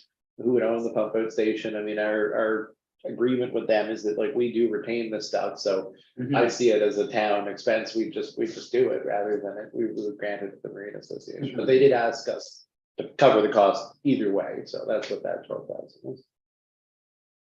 Any comments, Councillor Finn and then Councillor Cowan? I'm okay with the pump replacement. I think we've chatted about that before. I'm not excited about the $5,000 to the new laundry for the marina. Oh, that's down under That's the. not very much. Yeah. I know it, but I tie the two together. Anyway, those are my thoughts. I'm full steam ahead on the pump. I'm not down with the laundry. Councillor Cowan? I'm thinking about the implications of Councillor Feedy's comments, because it's such an ongoing issue that the responsibilities and the obligations of the boat group and the town and the citizens. Anyway, I have a question about the difference between 47 and 48, why they're separate. What is repairs, what is improvements, even more? So 48's been on there for a number of years as a notional project. Essentially, we've discussed over the years, the other side of the wharf from where the repairs would be.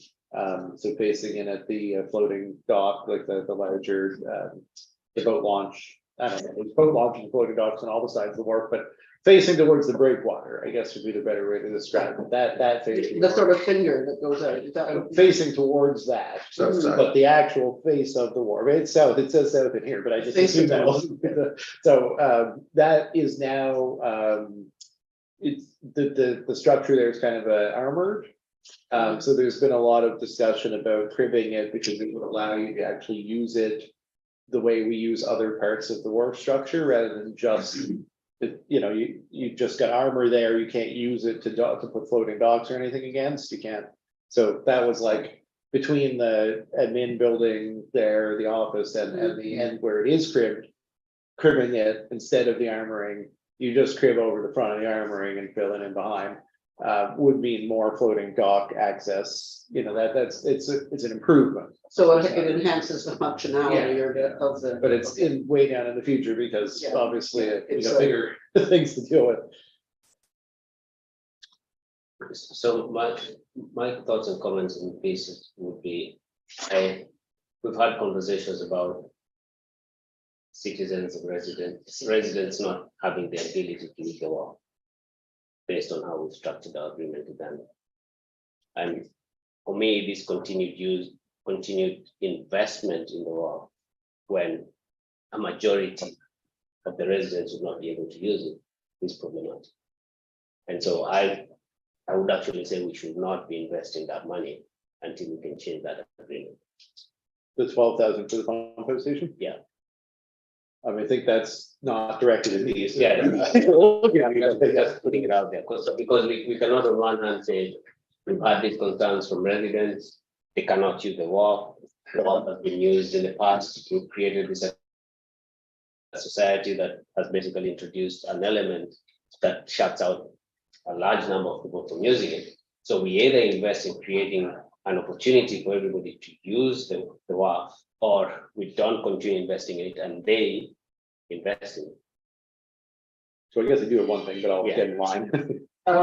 If I may, I'd just like to speak to that, because having the pump out station there helps prevent illegal dumping or into the harbor, because it creates an opportunity to pump out the waste from the boats.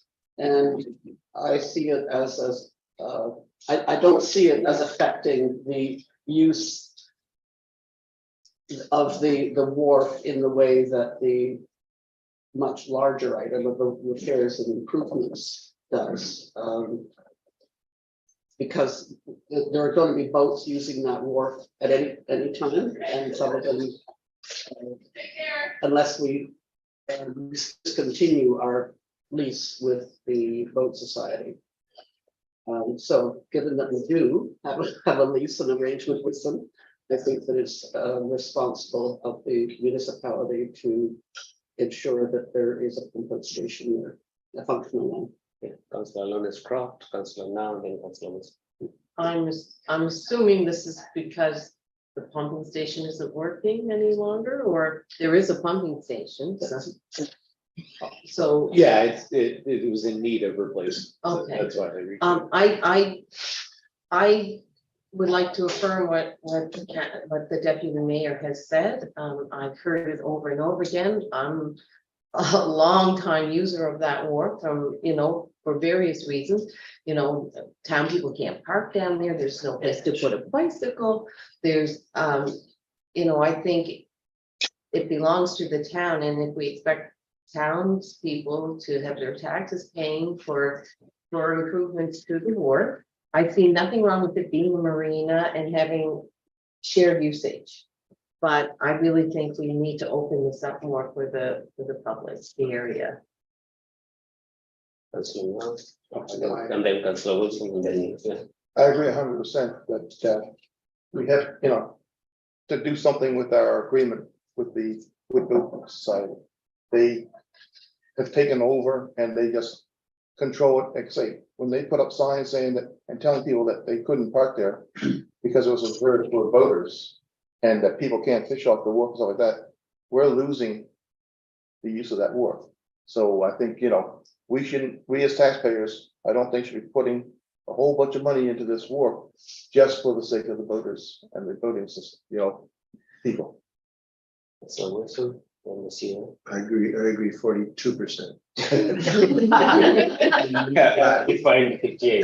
The 58 says, first of all, as Councilor Carver pointed out, this is an important environmental issue. Well, at least as important as some of the others we work on. It's one of, I think, 2 working pumping stations in all of the bay, basically from Ironbound to Ironbound. So I think that part should be put to rest. As regards the usage of the wharf and so on, I think we need to remember that the volunteers that run that wharf, whether and what the reasons are for the non-fishing and all that stuff is, I don't know.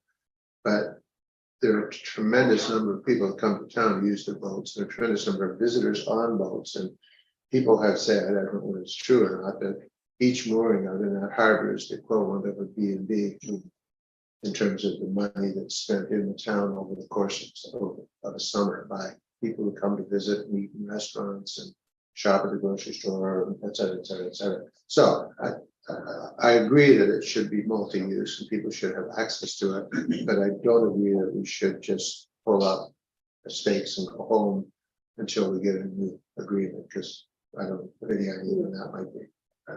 CEO and then Councillor Finn. So two things, good discussion. I understand there's different ways you could look at people being allowed to use the facility. So in terms of things like parking or bicycle access, the improvement to there's the boardwalk area there with picnic tables and people being able to use those things.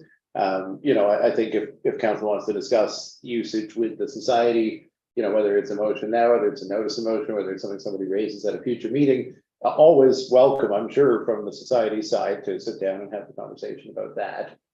So I would encourage council to, however you want to follow up on that. As far as the fishing use, I just want to mention, like we did in the development of our safety program, we were advised strongly that as it is a town-owned facility, there was a requisite for a review of the safety program of the Marina Association, and they undertook that of their own volition at our request, because it's on our insurance. If over and above their insurance, we are liable. So that program came back and said there are huge liabilities associated with vehicles, the boats coming in and out, and people fishing and swimming in those areas. The possibility of injury is extremely high. Marine sector payouts are extremely large.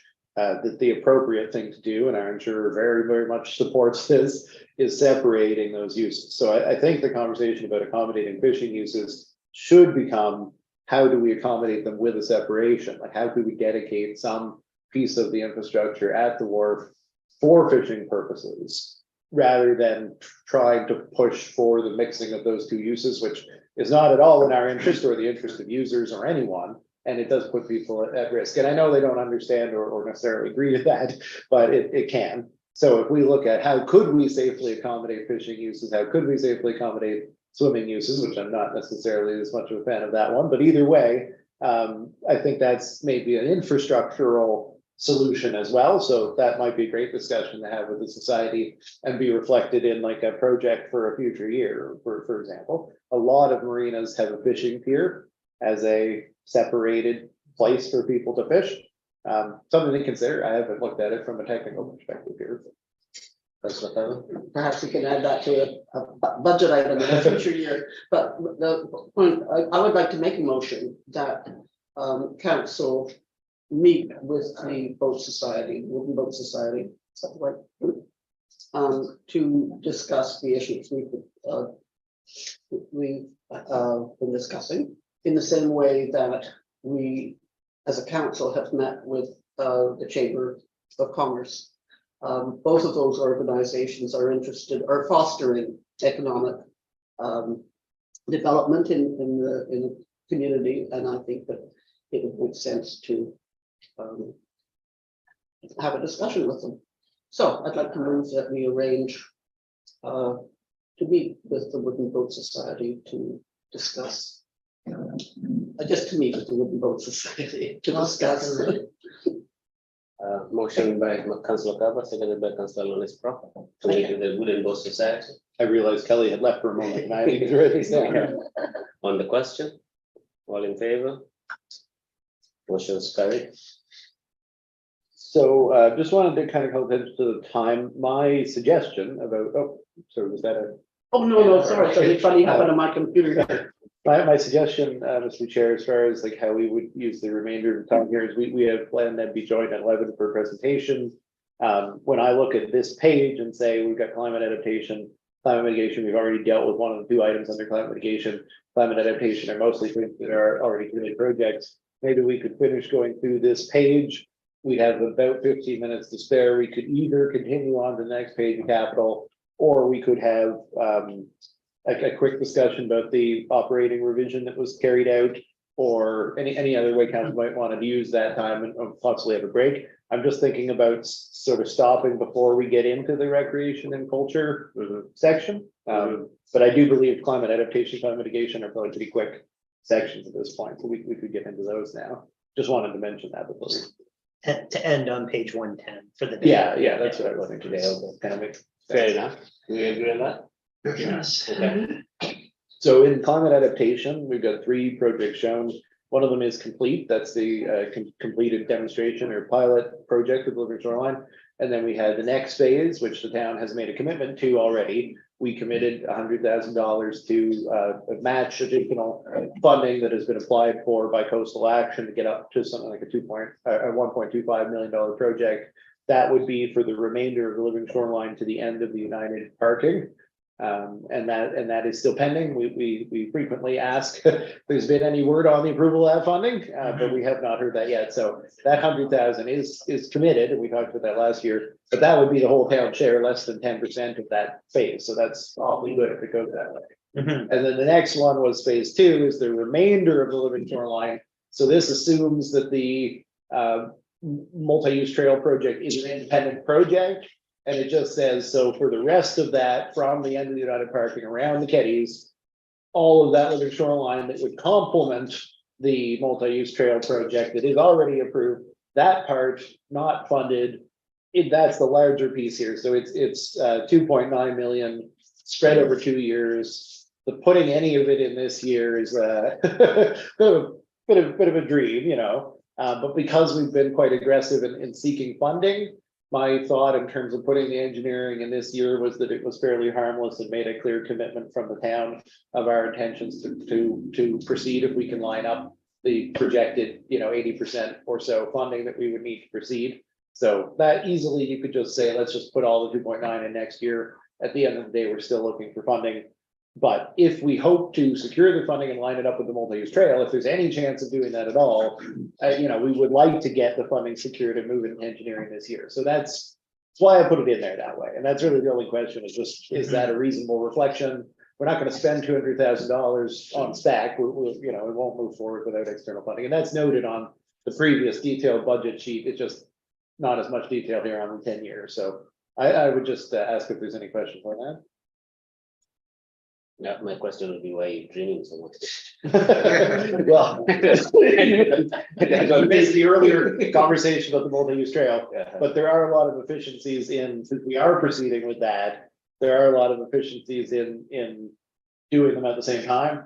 So that's the only reason if we had the chance, we've sent a letter to the province. They've had some back and forth with us to gather more information.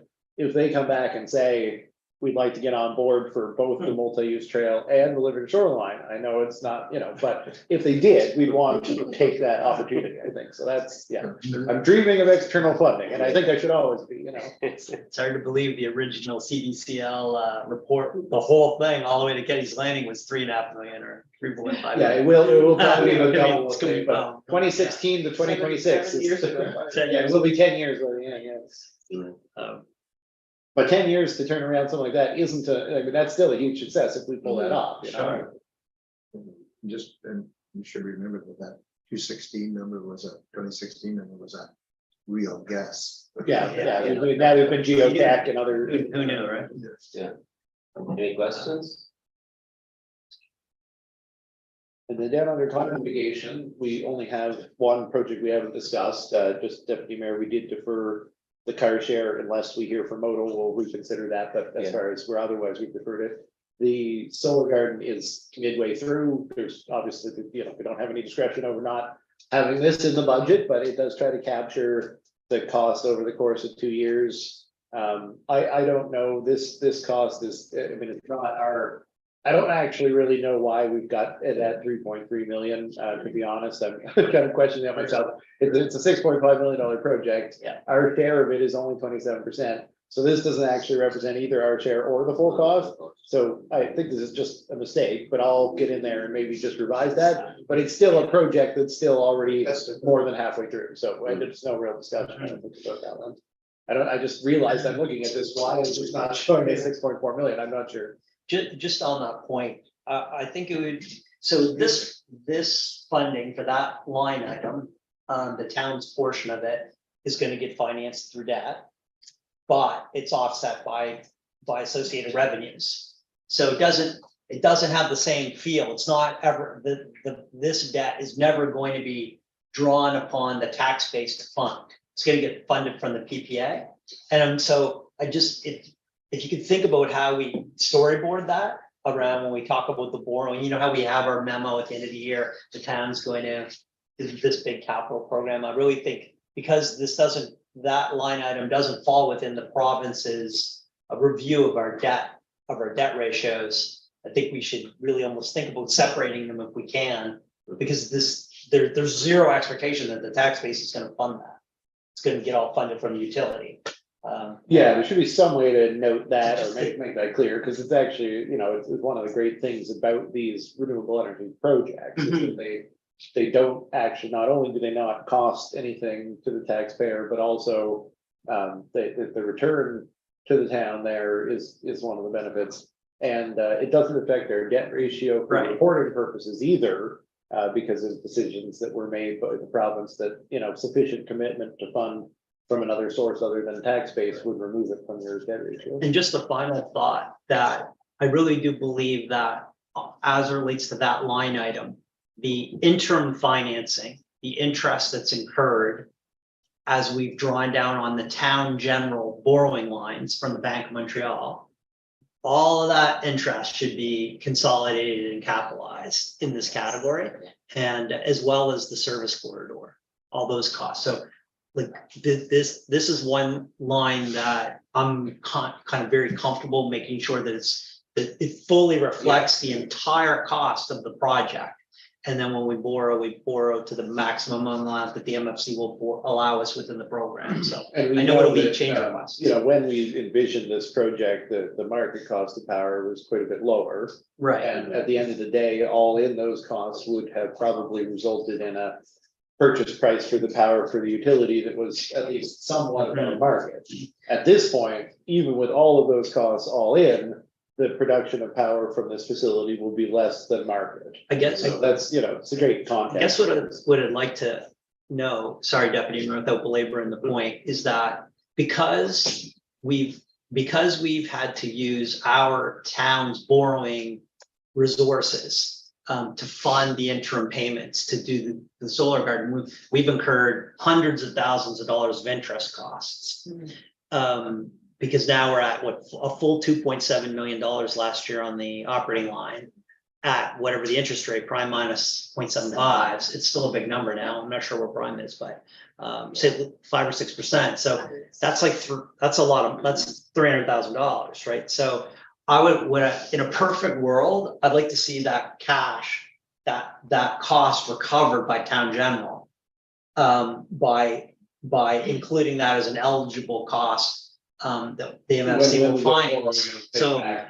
So in my mind, that will resolve the cross subsidization between town general and the solar garden project, which will allow us to have a much more robust operating reserve next year. So I'm, Yeah, that's. Don't wanna get too complicated, That would but- be the intention, I Okay. think, on our end. okay, fair enough. Yeah, just a slight sidebar to that whole conversation is two of the things we have to do in the next couple of months is figure out what our PPA is going to look like and where the profitability of this solar garden resides. Does it reside with the utility or does it reside with the town? And part of that is to try and figure out if we're going to continue to pursue this scheme for subscriptions, which I have always said was a really bad idea, but it's still out there floating around in the ether, and people are still wanting to know what their subscription rate is going to be.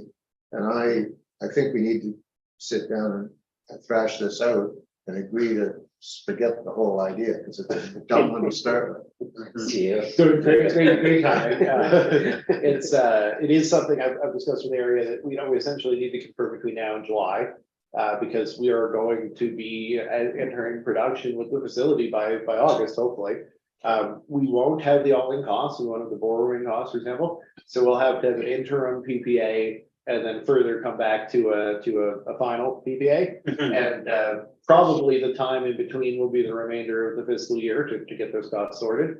Presuming we get the project finished to get into the fall borrowing window with MFC, which is our intention right now. So that power purchase agreement that we have to set by July, and then the further return to it in the long term. That's the opportunity. Our areas where we need to do that between now and July.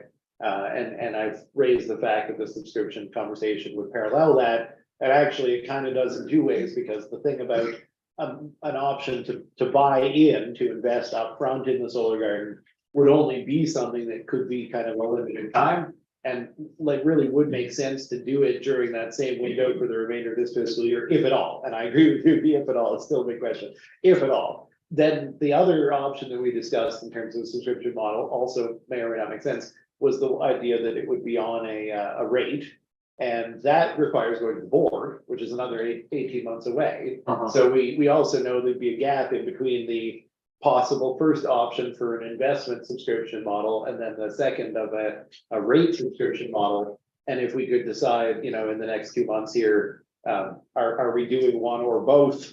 If we rule out the first one, the rate subscription model is still a long way off.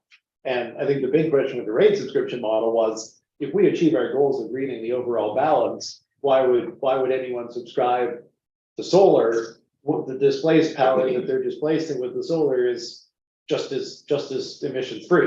So I think that'll be the bigger conversation, over the next 18 months in terms of that model. But they're both conversations that are planned, and yeah, we certainly know we have an imminence to having that original conversation. I have raised it with area. Just one question while we're just using the last 5 minutes of spare time.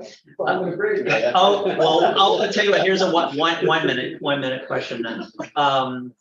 So if you look at our debt schedule, actually, we have a big balloon payment due in October for that one line. Like conventionally, when we see that, is the intent to roll that over, to roll it over? So that was a infrastructure project where, and we just did this with the fire station. We said in it that it's a 30-year, this is how long we're stretching out the amortization over 30 years. but the borrowing window for MOC was max 15. So what we would do on something like that is we go in and at 15, we'd refinance, and that's how we approach previous infrastructure projects. So this was one of those. It came up, but it's always originally intended that we refinance. Now, the refinancing conditions are not the same as they were. Okay. That's why we assume that. And when I look at your page, where's my note here? So actually, when we look at the page that talks about debt refinancing or the principal debt payment, 200,000 and change.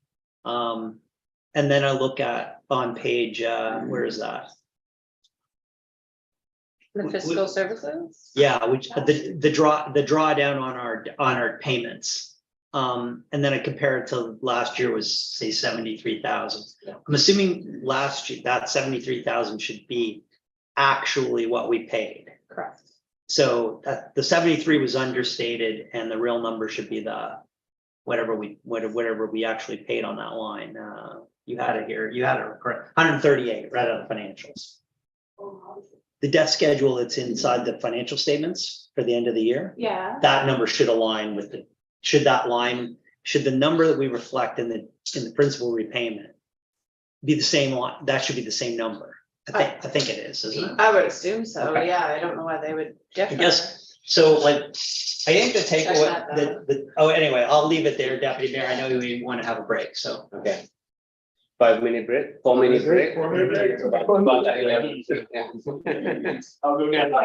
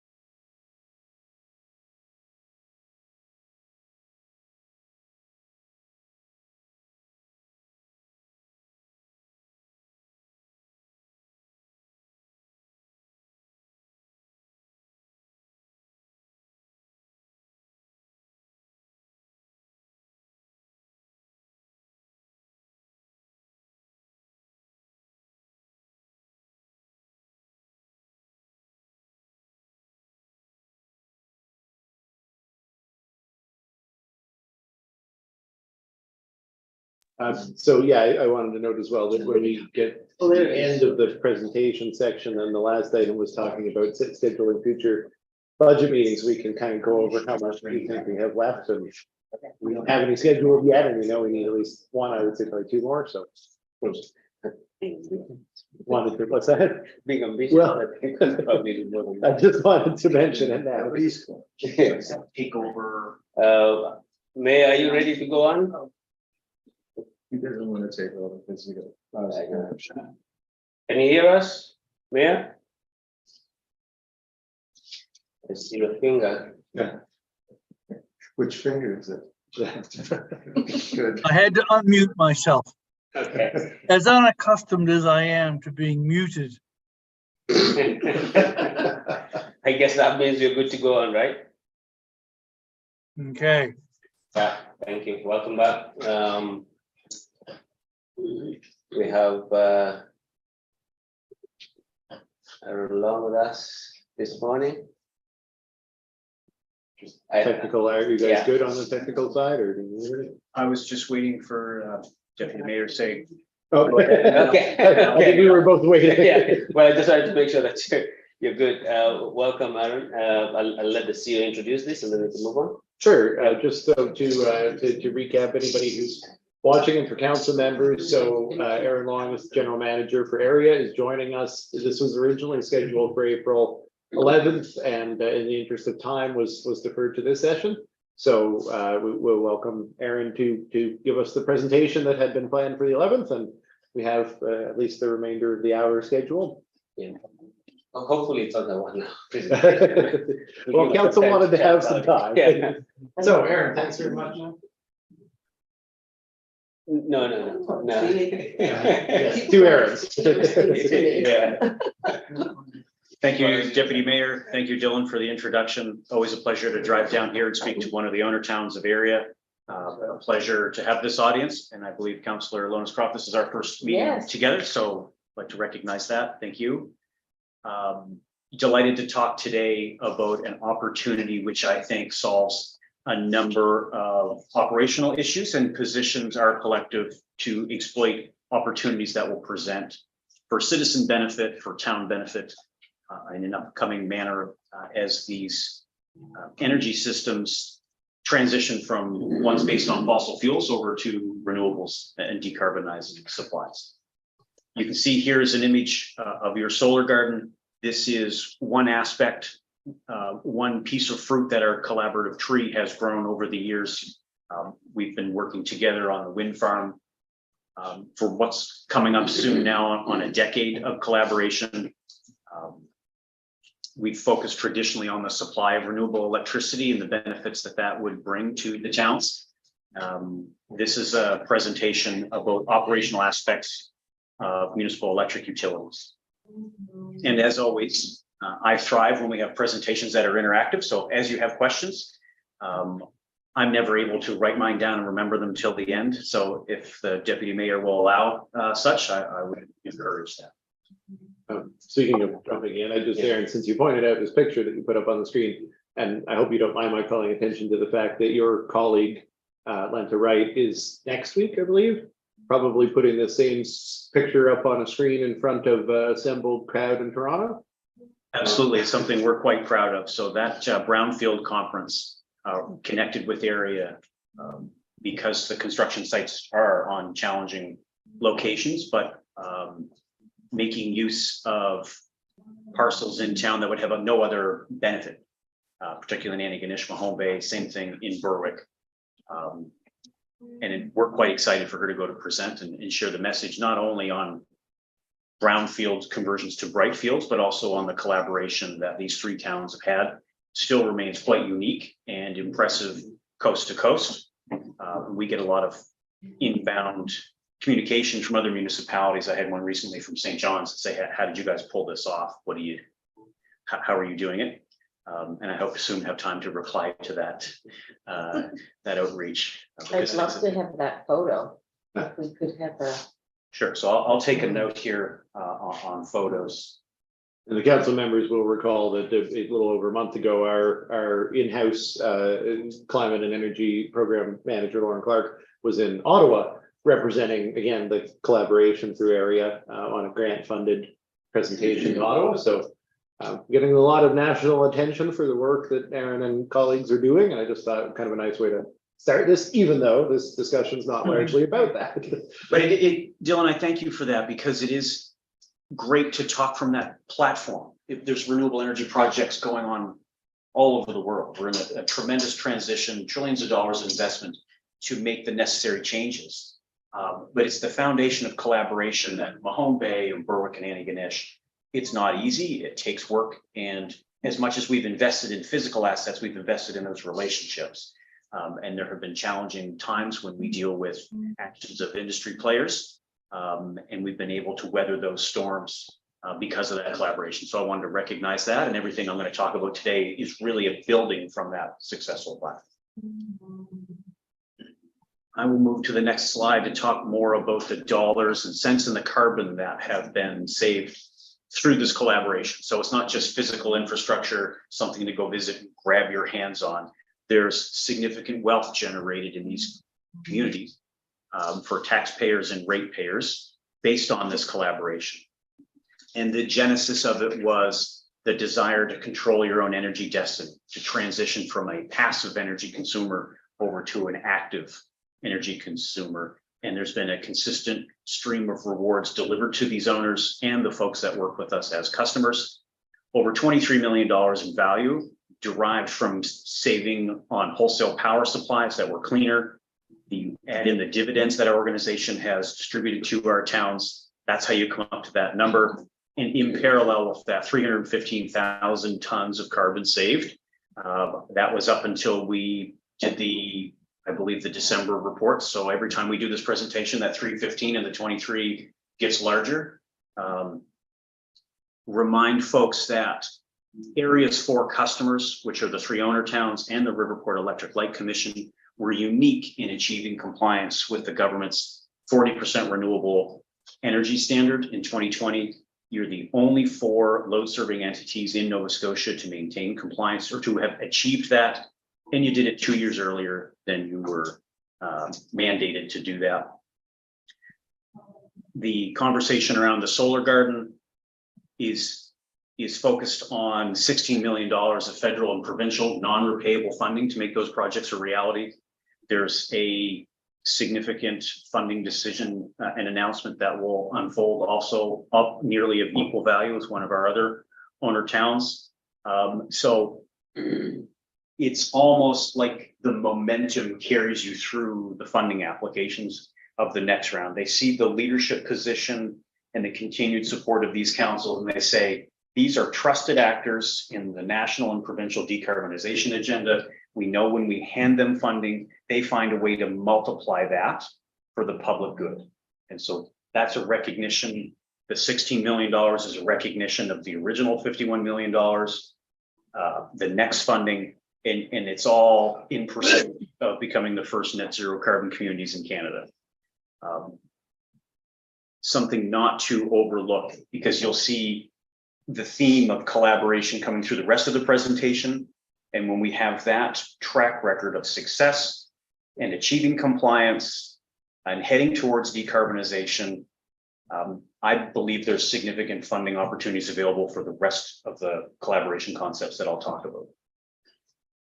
Area, like I mentioned at the start, isn't just running around as independent power producers and finding cool projects to supply electricity. We also provide critical support to the operations of the municipal electric utilities, helping them through regulatory processes, defending their interests also in such realms, providing key insight to the general rate applications. And as some of these entities do capital projects, we have some insight and some project management services to offer through that. So it's very important for area that the municipal electric utility customer base is healthy, grows to become robust, remains vibrant, and secures funding as they address the challenges of decarbonization and climate emergencies. If you don't mind me asking a question, jump in there. One thing I'll comment is we can see your notes. I don't know if you want us to see them. We can see them. I don't know if that means that people on Kelly, can you confirm if it's in the YouTube feed? Yes. The notes are, okay, yeah, so that maybe. So I have, there's no secrets in there. If there were things I was supposed to say and I haven't said, then, that's another opportunity to do that. I know presenters mind that, so I wanted to just point that out. Well, But as I can't recollect how much I put in the notes, so if we could not show the notes. Yeah, I guess for you to see the notes, yeah, I guess that's the thing. That's fine, I don't need to see my notes, so. So as Kelly is figuring that out, I had a question in mind around, so I've been curious about why doesn't area provide sort of, now we have staff, PLT to do the maintenance and that kind of work on the utility side. Why doesn't area provide sort of that side of the business to the 3 municipal units? And maybe you provided it, I don't know, for the other 2 units. Just curious about that. So we don't provide that today. We have not historically done that because the decision makers around the table say, hey, let's focus on these priorities. This is a presentation today to say that concept is worthy of study. I don't have a particular result that I'm wedded to. It's not like we're going through this process to achieve something we've already got in mind. We truly want to go on a journey of exploration. We want to take input and sentiment from our owner towns and from our customer electric utilities. This is about a journey of exploring all the different options. That is one worthy. There are a number of different models here, and I'll go through that. So why we haven't done it conventionally to date is focusing on other priorities on that. Thanks. That answer your question? Yeah. Nope. Those were more notes just as I thought things through. If anybody sees the notes in that thing, say, hey, Aaron, you wrote on this, you didn't say it. Happy to have a reminder, but I think we can cover the content without that. A key point that I would like to stress is that you're running businesses. Even though it's a regulated monopoly and it is under town control, doesn't diminish the fact that it's our recommendation that you run it as a business. You have operational cost pressures. You are serving customers who have expectations. You are buying electricity wholesale and you're retailing it, and you have a regulated monopoly between those 2 points of interactions. You have assets you need to manage. And again, all on this regulatory point here, it's a business, but you're not making cell phones and then you sell it into the market and people pay that and you can kind of charge what you want. You have to remain in compliance with the Nova Scotia Utility and Review Board. It's a cost recovery type of a model. There are people in these businesses that are necessary for success. And if you have human resources, then you have to have robust succession planning strategies. All of that taking place in the context of decarbonizing our energy supply systems. I mentioned before that you have customers and reliability, recovery from storms, keeping rates affordable, all very important aspects, sometimes challenging. And then as owners, the same way a business would have a board of directors and shareholders to report to, councils and commissions have the same expectations. How do you define objectives, report on their progress, etc.? And so very much to your point, Deputy Mayor, about this area, what does it want to see happen here? Now is the time for us to study, is the status quo where each of these electric utilities operates kind of in its own with some loose collaboration as particular issues arise, or is a more cohesive coming together the optimal model for now and into the future? I can confirm here that I presented this to Berwick on Tuesday, overwhelming support there. We'll be having conversations with other municipal electric utilities. Antigonish is at a bit of a distance from here. But for example, if we all move into an automated metering system, doesn't matter where they are in the province, that's something that everybody can collaborate on. So this is about which entities are interested, which aspects of collaboration. We're really not necessarily starting from scratch because we've been working together for 10 years, but there's an ability to do some sort of customization based on expectations of each community. CEO has a question? Yeah, well, I just wanted to comment on, you mentioned with the metering, So, yeah, one of the ways that's sort of touched on in the slide, but it may be Aaron, sorry if it is not further in future slides, is grid modernization.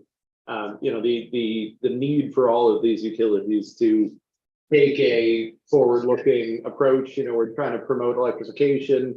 The economy is moving in that direction. People are having EVs at home, seeing much larger loads on homes. It is changing the way the electrical grid is expected to function. We have two-way flows of electricity, we have storage considerations. There's a lot of complexity there. Within the group, there's an opportunity to look at, you know, at the high level, having appropriate kind of hand on the till as the utilities all move through that process. It is very difficult to do when you're in the operational weeds. And so I think there's a lot of, from the modernization perspective and what we see coming over the next 10 years, this is a great basis to approach that, and it fits well with what Aaron was saying. I just wanted to, and then I know that there are efforts underway with one of our partner utilities to already start kind of paving the way on that. And I know Aaron can comment to the extent you want to, so I don't want to precede your following slides. I just wanted to note the context. I think it's a well-timed point, Dylan, so thank you for making that. And who sits on the area? You do? And Joe? David. And David. Oh, And Joe's been the alternate. So each owner town has a mayor and another selected counselor on that. Each town also has an alternate. Area makes a decision on its board. Each owner town has, or each board member has an equal vote, despite the towns having different backstopping of the debt and allocation of any of the winnings, which is quite unique, because if you're an industry and you are backstopping 2/3 of a liability, you want most of the say.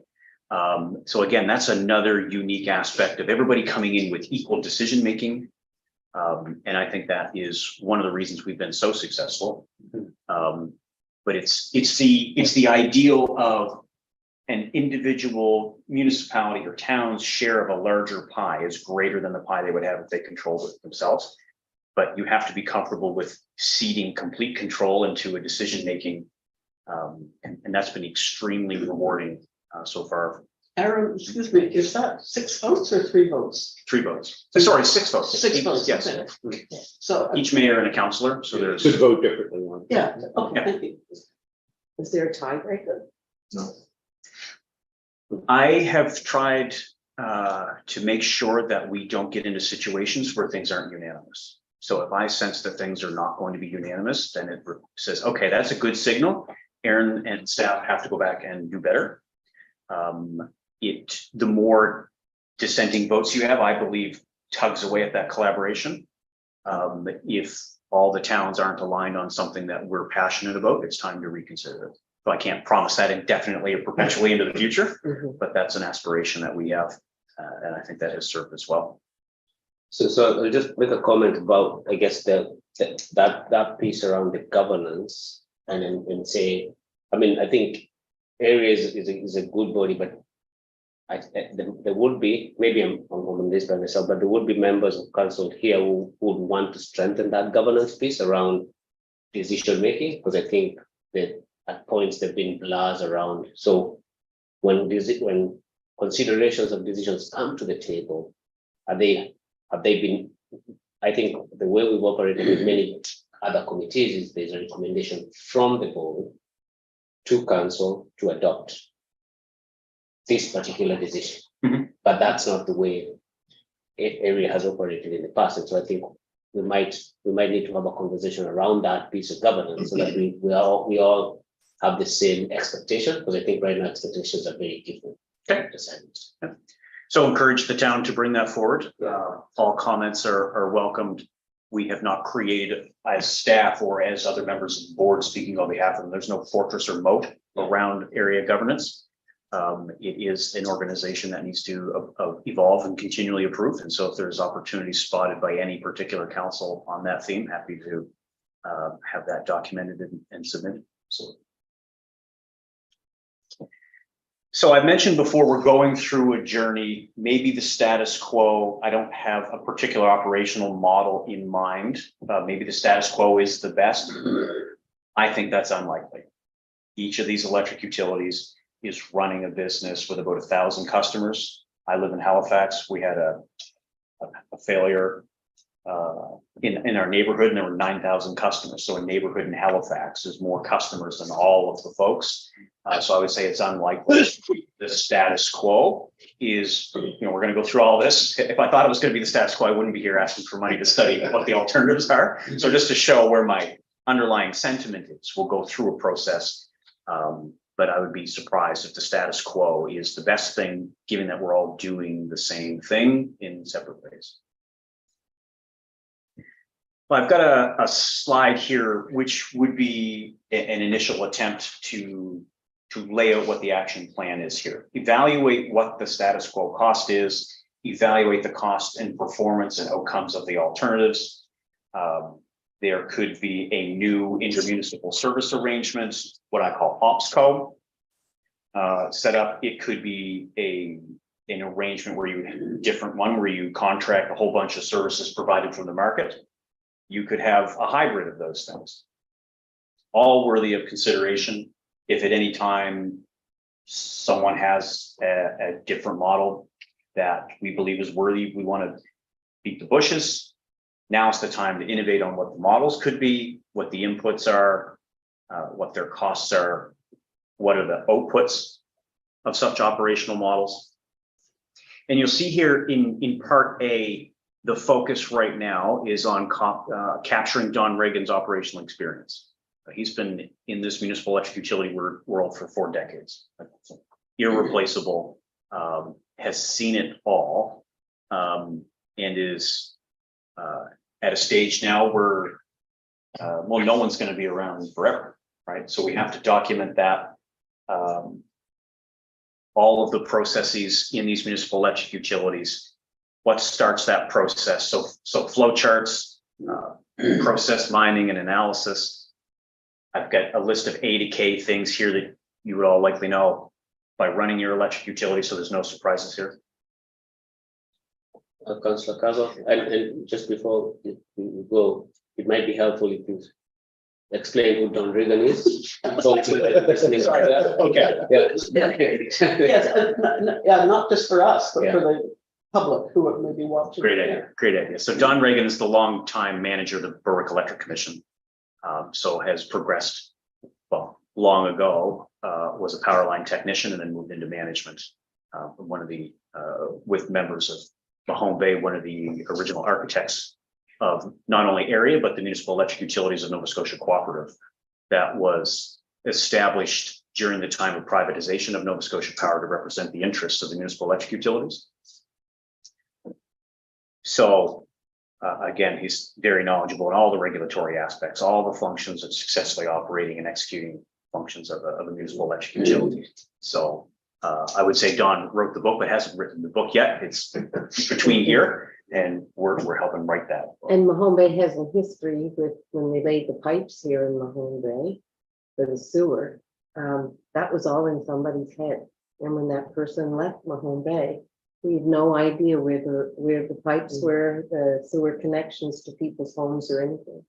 And that was back in the 40s, so, I think that's really important, the mapping of everything, so that there are going to be changes in staff, so, if there is to keep going forward, and I think it's a valuable point to make.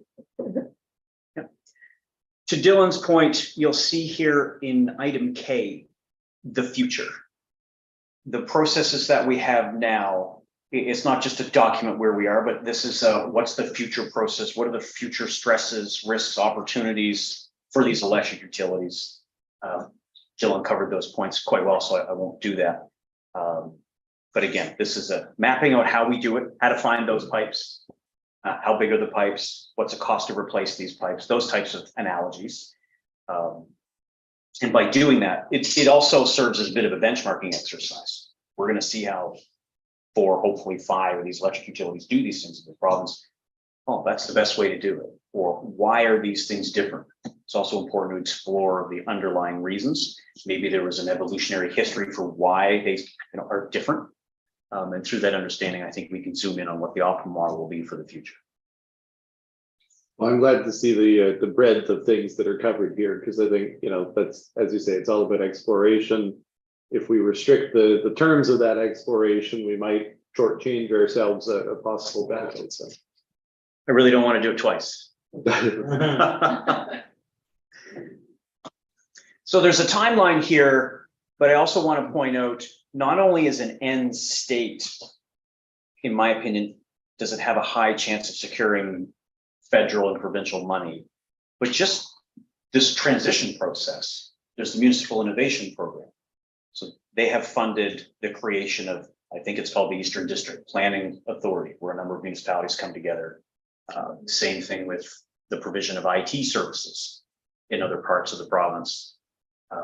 Something that initial conversations suggest that it's worthy of our pursuit here. I think they have $500,000 a year to municipal applicants. Traditionally, it's under applied for and undersubscribed. Yeah, it's for 2 or more municipalities considering embarking on a new efficiency together. So this very much fits the bill for that program. So you would see here in April, and I'm presenting on the 28th, and said, hey, we're going to submit the funding application by the end of April. No, I'm not working on it this weekend. The program hasn't been announced yet for 2023. Last year, it closed by May 12th. But to my knowledge, when I checked the other day, it hasn't been released yet. That I'm okay with that, given that we're having these conversations now. But just, we may condense some of these items in the schedule here into, we may do both of these April and May things in May. So I've covered that. What are we doing from an analysis and a data mining scheme for May?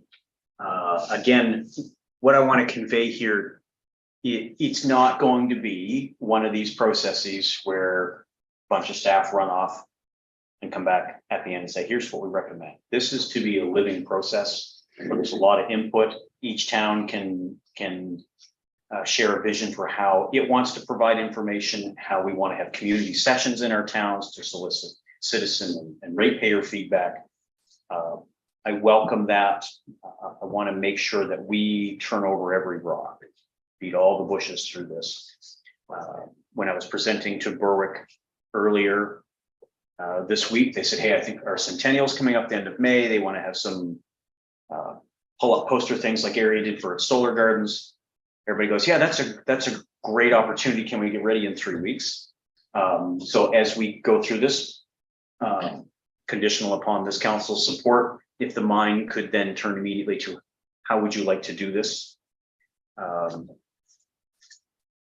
Happy to have those conversations. I think the sooner we have them, I would hate to miss an opportunity because we weren't thinking about it. There is a necessary, like I mentioned, benchmarking between the Nova Scotia municipal electric utilities, but we also have interested parties in New Brunswick, St. John Energy, Perth Andover and Edmundston, and the city of Summerside in Prince Edward Island. And you'll recall that that same group came together and applied for the funding. We got $500,000 from Natural Resources Canada to do the level 2 electric vehicle chargers in the towns. That again is a springboard. That is a wonderful message to apply and a foundation to deliver a message to the federal government. And I can confirm that those entities remain interested in continuing to bolster that collaboration.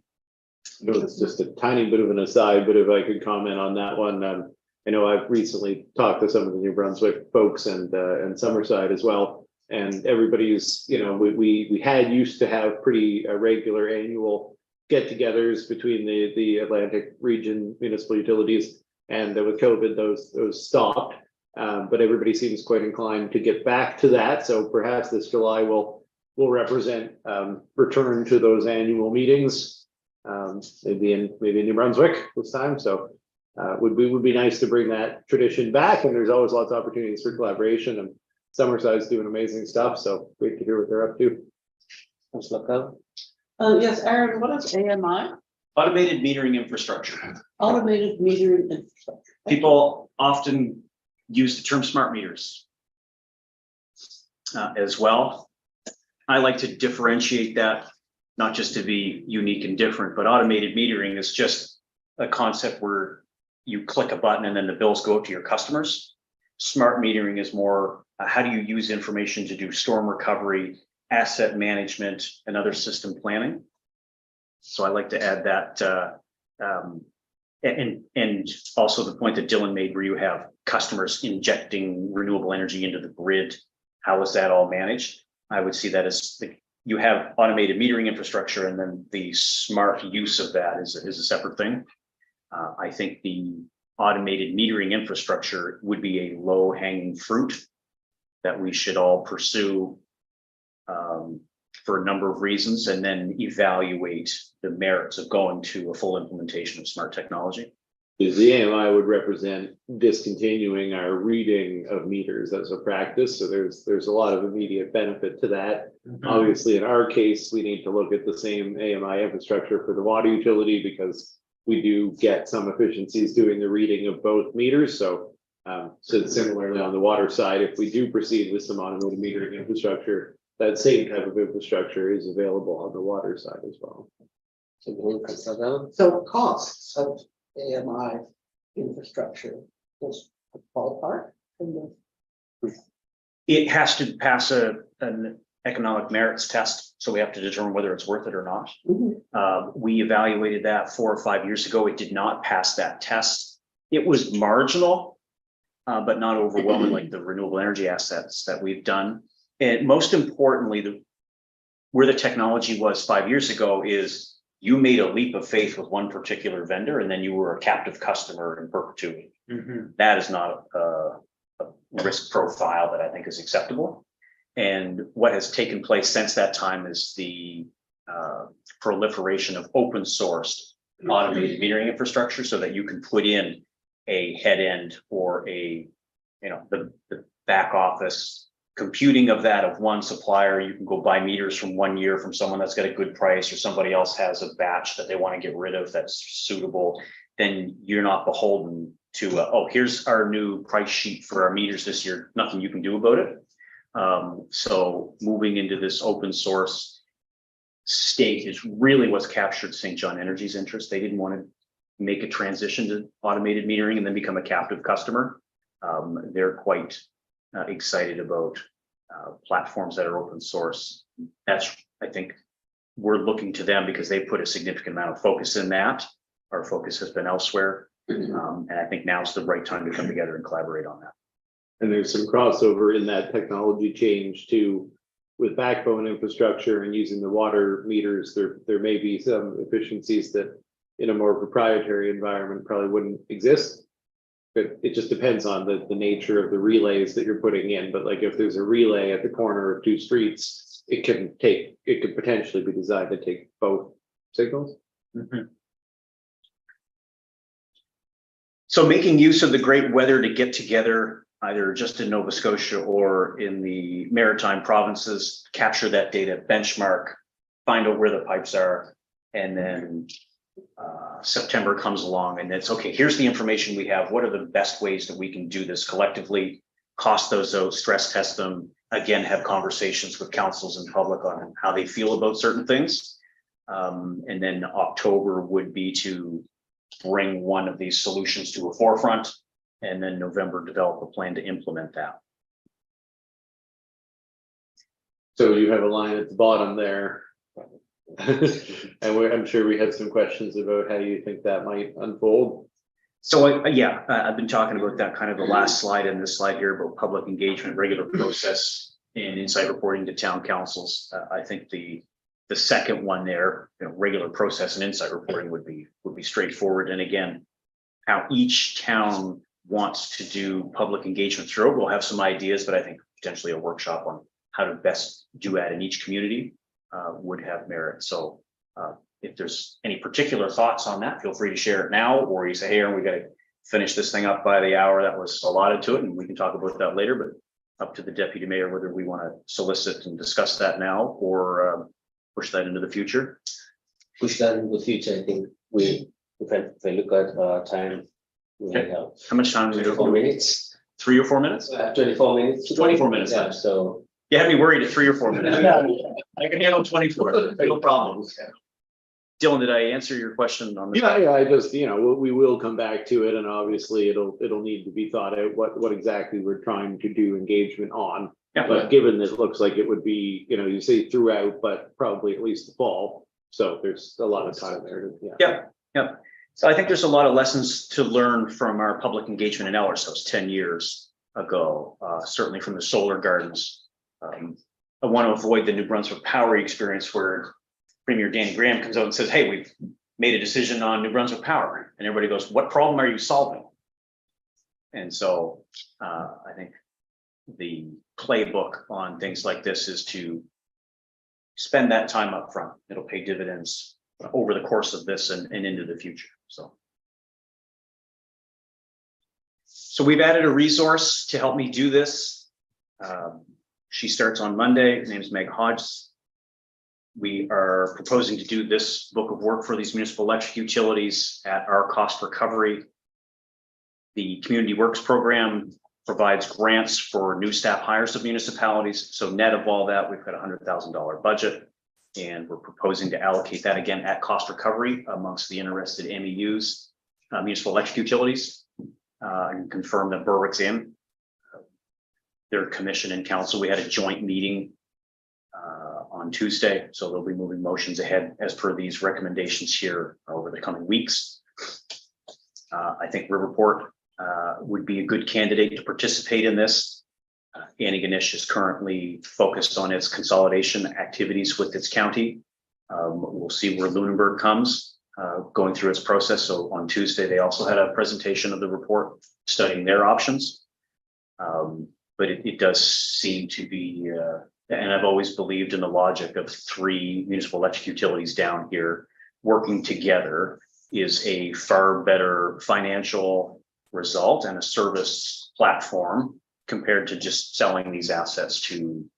Yeah. And again, you can see from our first slide there, when we talk about the significant financial and carbon benefits, that's replicable. So I'm hoping they do come along. I think there's a lot of merit in their participation for their own town, and then together the 3 of these entities become stronger in that collective than they would be either operating on their own or monetizing their asset. I believe that you and the report have ongoing conversations, and the point I'd like to share here is that whatever the trajectory of that relationship, the study of this has merit. So I'm recommending you continue to move through this study process with Berwick. I'm optimistic that the logic of this larger trajectory of collaboration will get us there in the end. We had canvassed early in the presentation, this is a good idea on its own, but it's also a really good idea as the federal government makes the decarbonization of the economy a priority. So they are putting money in their budget. They're supporting renewable energy. They're supporting smart technology deployment to better use renewable energy. They're supporting hydrogen. They're really coming into it. And the federal government wasn't like that when these councils took these leadership positions. And so it was, hey, we're going to do this because it's the right thing. And here we are now, uniquely positioned to capture this money from the province and from the federal government for your communities. And I think working together to upgrade, modernize grids, as Dylan mentioned in a number of ways here. You've seen in the reports that the consultants shared in the town of Lunenburg, they've got some grid upgrades there too as well. That is an exact project. That's exactly what we're doing in one of our other municipal electric utilities, and it was half funded, or it's been announced such. Something very excited about. You might think building a substation or modernizing your grid does not capture the attention of 50% funding from the feds, and I'm here to convey that we have done that. So the potential end state could be a new intermunicipal service agreement. Each municipality can have a contract with that. Really, the doors are open. I'm just sharing some concepts here, just to start the thinking.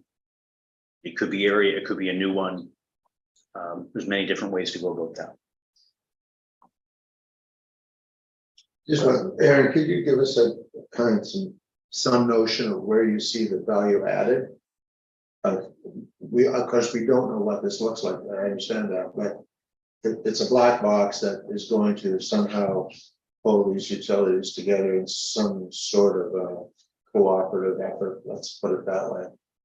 Where do you see us extracting costs? Okay, I think if each entity is doing the same thing on its own, a centralized provision of some particular task would be cheaper than if everybody does it themselves.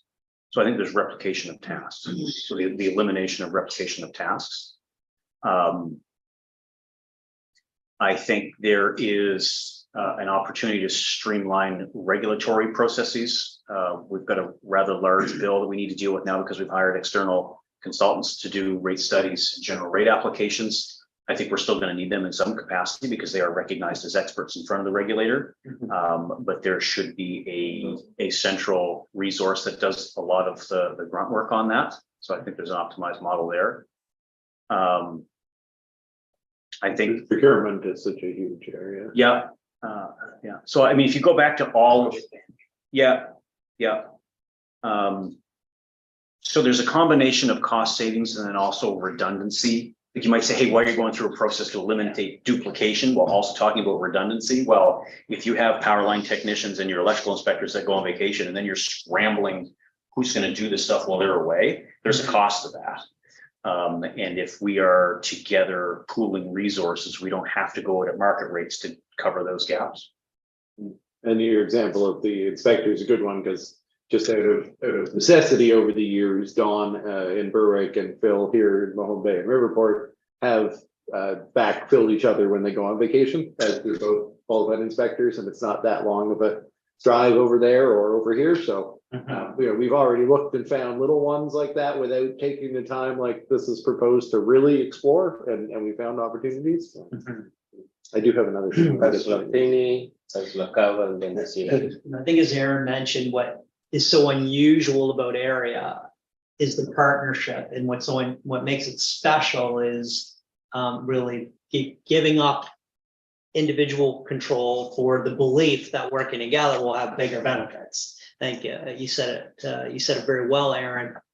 But at the end of the day, expanding to these other communities where we think the synergies really, really lie, but that's a political narrative that we would need to persuade other communities to have the same perspective that we've had historically, and we have today, and we have it in other situations like Remo, and we have it for Joint Services Board. So it's very much in our collective efforts where we seek to collaborate with other communities, but not all the other communities in the area are like that. And we saw that on Tuesday night. We've seen that over the last 30 years with our friends in Limerick. And of course, Riverport is another dynamic that so I think the timelines, Aaron, in my mind, moving forward with position papers and studies to support council's efforts to bring those other communities into the fold, I think is wise, because we need, regardless about our own personal thinking about the topic, we need a third party who's deemed to be a fair dealer. And so I think that third party confirmation about the benefits would be really, really helpful, because to be frank, there's a real reticence on working more collaboratively together. And we talked about that last night officially in a public forum in the town hall, where last night Riverport decided they didn't want to collaborate with us on financial services, which is 180-degree polar opposite of what we're talking about here today. We want to work more collaboratively together, but we're seeing a real reticence to do that. I hope this would help us resolve some of those things by having third-party validation on why these things make sense. Councillor Carver, then the city. With apologies for if I can't frame this well, because some of it's just sort of intuitive. My sense right now is that area and the whole project, that we're stretched to the limit already with the projects we have on hand already, that we're kind of running to keep up with the projects. So when I look at this and I see we're hiring new people and 4 extra tasks, and when I see that Antigonish maybe later? Is the partnership sort of crumbling a little bit? Is that possible? I'm sorry to be so vague and all over the map on this, but it's just a hunch that I have to speak to. Sure, sure. So I would say areas resourcing is separate than the strength of the partnership. And I would like to talk to the strength of the partnership first. I don't see any threat to that. I think, we had a great conversation yesterday, or had to wade through the invoices that we've racked up as we've collectively gone through the general rate applications. I think there was a lot of maturity there. So I don't perceive any of that, and I have most of the conversations on these types of things. Antigonish would not be surprised if I said that their focus has been on consolidation and not on the management of area. I think to some degree, does area even need that constant municipal thing, or can it run itself? And we're doing projects right now. I don't think our mission or our results have suffered because one of our partners has a different priority. So your town, you do all kinds of priorities, things down here. I hope you don't spend all your time thinking about what area needs to do it. We've got it under control. The staffing issue has been no different than any other entity, be it municipal or private. We're in a labor shortage. Everybody's talking about it. Our strategy has been recently, I mean, we've gone out to market. We said, okay, we want this person, this job description, we want all the experience so they can show up here and do that job. Can't afford it. Very few places can afford it these days because the labor rates have gone up. Our model is to take people that have a certain amount of life experience, the right attributes as people, and the desire to make a transition into meaningful work environments. And we've invested heavily in our ability to mentor these types of people that have healthy work environments. That is the Lenta story. It is what I expect to be if the hire that we've made here with Meg. We've added another resource on a contract basis at area to help with the solar project. Before, and this goes to Councillor Wilson's comments at our last board meeting, is okay, where are the bodies? Our approach was to have some staff and to go out to market for some project management support. We've had excellent support from Connect Atlantic, but they too are having some staff turnover. So we are running a hybrid model. We've got a great resource that I think will be able to help with that. So to answer your point about can area pull this off, we believe we can. That's why I'm here representing this stuff. Area has a track record of pulling things off. That is a separate issue from the fabric. Just because we're in a labor challenge like everybody else doesn't mean that the foundation of collaboration is crumbling. So have I answered your question? Yes, thank you. And something you said just so makes me kind of have a follow-up. You've already started. So you said you hope that council doesn't spend all its time thinking about area. But the fact is that because we are involved with area, we do spend a great deal of time thinking about area, more than any other council in the province that doesn't have, have this arrangement. So we do spend a lot of time thinking about it, and yet we're often worried, as Deputy Mayor said earlier, about the communication and the decision making and being sure that we're all on the same page at the same time with the same information. So yeah, that's all. Okay. That's my comment. See, This turns into building on Joe, because Joe said a lot of the things that I might have mentioned, but just, how do you get the other entities that are not already part of area involved in the exercise, and the necessity of involving them in the exercise, whether they formally buy in a cost sharing way, or whether it's just like not leaving out the value of considering them. And I guess the only thing I'll add to Councillor Vini's points was just that, because Lunenburg had the receipt of their report earlier this week, and the decision was made through the area partners to reach out to Lunenburg and attempt to kind of start a dialogue on that basis. We don't know how that's received at this point, but that may be a good opportunity to include Lunenburg in the conversation at the very least around this. So just kind of wanted to mention the context there. So Deputy Mayor, I'm not I'll try to focus my comments on things that are appropriate for an open session. I do think there's some elements of this conversation that would be better held in a closed session at a later date, or when the CAO deems appropriate. I think there really is some open-mindedness that's been clearly expressed by our friends in Lunenburg around their council table. I think there's a window of opportunity and I think the letter that we've discussed being forwarded from the area partners and the mayors to Lunenburg is a terrific idea, and I think it's going to actually have some impact. I'm more concerned about the recent signaling from our friends in Riverport, who I think intuitively we all believe would be the biggest beneficiaries of collaboration. And so the fact that we've seen a pullback from working more collaboratively together does give me quite a bit of concern.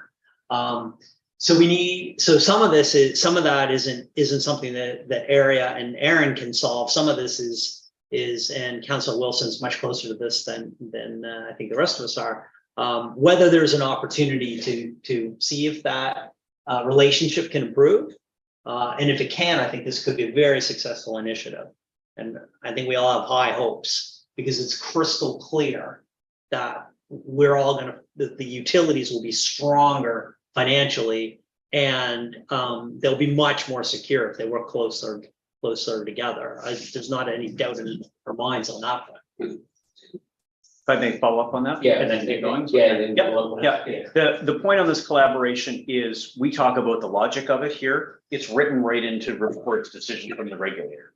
And when I was on the stand, Don Reagan and Riverport staff were on the stand, they lean right in and say, you got a lot of work to do. How are you going to do it? Exactly. And the answer was by collaboration, and they wrote it, and it's going to be my great expectation. I'll be surprised if they don't. They're going to write the same thing in everybody's. You guys got a lot of stuff to do. You're small. You got to work together. So instead of waiting until the board forces you to do it under duress, then you'd be well advised. Fair enough, Aaron. That's And to put that comment in context, I think you're meeting with Riverport next week. On the 12th of May. Okay, soon. yeah. So, Can we move to the next slide? And then you can ask a question. So the next slide is for this council to approve this concept. Lots of words on the slide, but that's The way that I just wanted to comment in terms of the way this works for us is that this will have to appear as a discussion at a future. Sorry. I'm just wondering, so you're part of this ask is you'll be hiring one person in particular to carry this project through? under my direction. Yes. So okay. we have hired that individual. So area's taken the risk that we're gonna do this. We had an open position approved before. We have lots of stuff going on that Councillor Carver pointed out. If this all falls to pieces, area will repurpose that resource. So, we're comforted by taking that risk because we've got a lot of stuff to do. But to your point, we have that resource now. John Reagan will be providing a lot of input to that. So Right, so we'll be doing some consultation with public in May, June with our strategic plan. Does this fit in anywhere with our?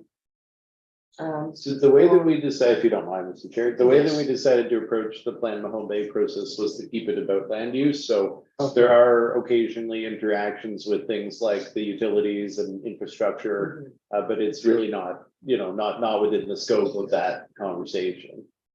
Okay, so this would be a separate consultation with the public. And whatever form it might take, But would probably in a- be in the fall. I would- Oh, in the fall, okay, because I was seeing. I'm not prescriptive on when to do that. Oh, okay, My position would be kind of the more the merrier. You will get a certain number of people who come out on that special agenda item. mhm, What are we doing? You will get more people out to that topic if you piggyback it on something. Right, so. Yeah, and by the fall, we'd also be able to piggyback it on our own solar project, next steps. There's other things we might want to talk about with our community on the utility side. Yeah. So on the motion, my only question would be around, I love seeing numbers when approving a motion. This doesn't have any even ballpark number, and I was wondering whether are we talking about saying yes to $100,000? We're saying yes to 25. Okay, so I can answer that question. So the budget we've got now is $100,000. Berwick's indicated it's in. Yeah. So what I wanted to do is create space here for the council's area. We'll have some recommendations, but I don't want to come in and say it's 50-50. I don't want to come in and say it's based on Berwick consuming 36 gigawatt hours a year and Mahone Bay 12. Right. Or that you guys have 1,000 customers and they have 1,200 customers. There's a number of different ways to do the math. Yeah. But I think for your council's playing for purposes, I think we've talked about $50,000 in a budget. If it's just you and Berwick and you split it by 2, that's kind of the maximum number that I would see it being for Mahone Bay. And of course, until you go to Riverport on the 12th, whether they see themselves as bought in enough to be a contributor, we don't know. Yeah, that's why I just Okay. say take that total number divided by 2. Yeah. Is a worst case scenario, maximum amount of this. Okay, so that's helpful. That's helpful. Yeah, I'm just curious, that's $100,000 net of a contribution from some entity, is that right? Right. So the Community Works program provides $25,000 salary grant per year. Okay, so it's only basically your budget for this whole project is only basically $125,000. And the innovation program funding would further reduce the 100 if it was received, or would it? Yes, so the Community Works, so there's my time and a full staff allocated to this $125,000 costs and benefits and area costs. That's going to be rebuilt. The 125 is reduced by 25 to 100. And then as the municipal innovation and our pursuits through that, I think that would be more aligned for the cost to actually make the migration into a more robust centralized thing. So you I am would see unclear. leveraging the staff, this year part, the 100,000, rather than reducing it, it's more like leveraging it against the municipal innovation. Correct. I think the municipal innovation program, again, I'm not expert, we're gonna go through a journey on that, will be focused on third-party costs of going from your current state to another one, if we deem it to have merit. But if it's 50-50, it might be the 50 we're doing is the 100,000 we're already doing, and then another 100,000 from them to cover those things. Yeah, and I think the more money you have, or some skin in the game, has been an important ingredient as we capture funding. A lot of people go and say, we have no money, we're not contributing anything, we want all the funding. We have done well because we have put our own skin in the game. Yeah. Not that we're trying to maximize the skin in our game, but having some. Thank you. Great presentation. Thank you for the opportunity to come down. Yeah. Something I'm quite passionate about, so glad to have the audience and an open discussion. It's a beautiful province, happy to drive down as many times as you Yeah, wish. but before I go to concerns, what I'll say that sometimes our questions and our prodding might seem sometimes like we're prodding a lot, but I think it's because we care and we want area to be successful. And hopefully we don't drive you away by the kind of questions we ask. No, I have no doubt that our interests are entirely aligned on this. So to speak to your point about the fabric, and I can convey that the other owner towns, and I believe in time Riverport and hopefully Lunenburg will come into this. It has been a platform to drive significant benefits, decarbonization to our citizens and also the creation of wealth. So I'm happy that this council originally took this leadership position and continues to support it. It's been a pleasure to work in this capacity. Thank you. So Councillor Wilson and then Councillor Carver. My question is totally off this topic, but I'm just wondering how you're making out with your projects with solar installations in other jurisdictions. Because I see that very much as providing some freeboard for you on a financial basis. to Great. have more comfort. So we have 3 signed contracts. One has some conditional things in it. I distributed that to the board, so we're counting on 2. One is close by here. The province is releasing its program this summer on that. They are projects of significance, 5 to 10 megawatts, so they're between $10 and $20 million projects. They're making eligible entities be municipalities, First Nations, not-for-profits. Municipalities have money. I'm not sure if the other folks do. So I think there's a tremendous opportunity for municipalities to work with a number of stakeholders to include them in this larger tent. I'm extremely optimistic in that. And one thing I'm excited about, again, the councils originally took this leadership position. We did the wind farm, we did the solar project. municipalities are coming to us and saying, we want to replicate that. We're not going to trade fairs and putting up exhibitions. People invite us to conferences. That's some great marketing. But otherwise, it's simple recognition by other municipalities of the environmental and financial performance we've been able to achieve as a collective. And they want to replicate that. And all of the interest to work with us are inbound instead of us running around. Now, not to say we're not going to start running around, but it's great to have this foundation. So I'm happy where we are on that. Thank you. Despite my earlier questions, which still stand in my mind, I just want to say that I'm reasonably proud of what we have achieved. And it's, so it's always puzzling to me when the public questions what's happened, you know, the success, the rationale for area. So I'm really looking forward to the public engagement process as a really good opportunity to foster that understanding in the community. I mean, we've had some bumps because during the solar garden process. And so I think to help people really see the value is going to be excellent for us. Great. Any more questions, comments? It's 12:02. Not killing. Okay. Just like the table on ocean. Yeah, thank you. Motion to. We have to talk about next meeting. Well, I just wanted you to yeah, be done with thank Aaron. you. Thank you. We appreciate the presentation. So just before we Just- adjourn, I know yeah, that- just before we adjourn. So on my summary of things we still have left, we have half the capital budget review, we have grants to discuss. We want to have at least a closed session, we have utilities to discuss. I'm believing this is 2 more meetings minimum, so I think if we could set 2 and then we'll see where we end up.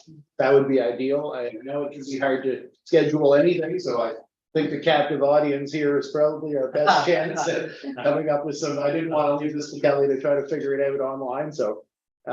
Yeah, I guess I might suggest that we've been doing Friday mornings. So I don't know how that works for people. would you mind if we adjourn the meeting and set the calendar so that you can take us offline, Kelly?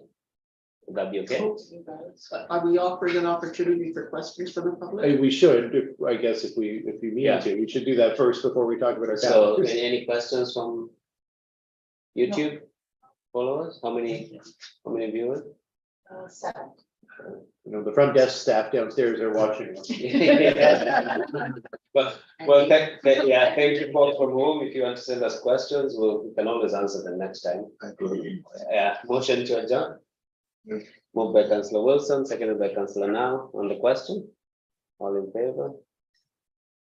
Meeting is done. You can take us offline. Not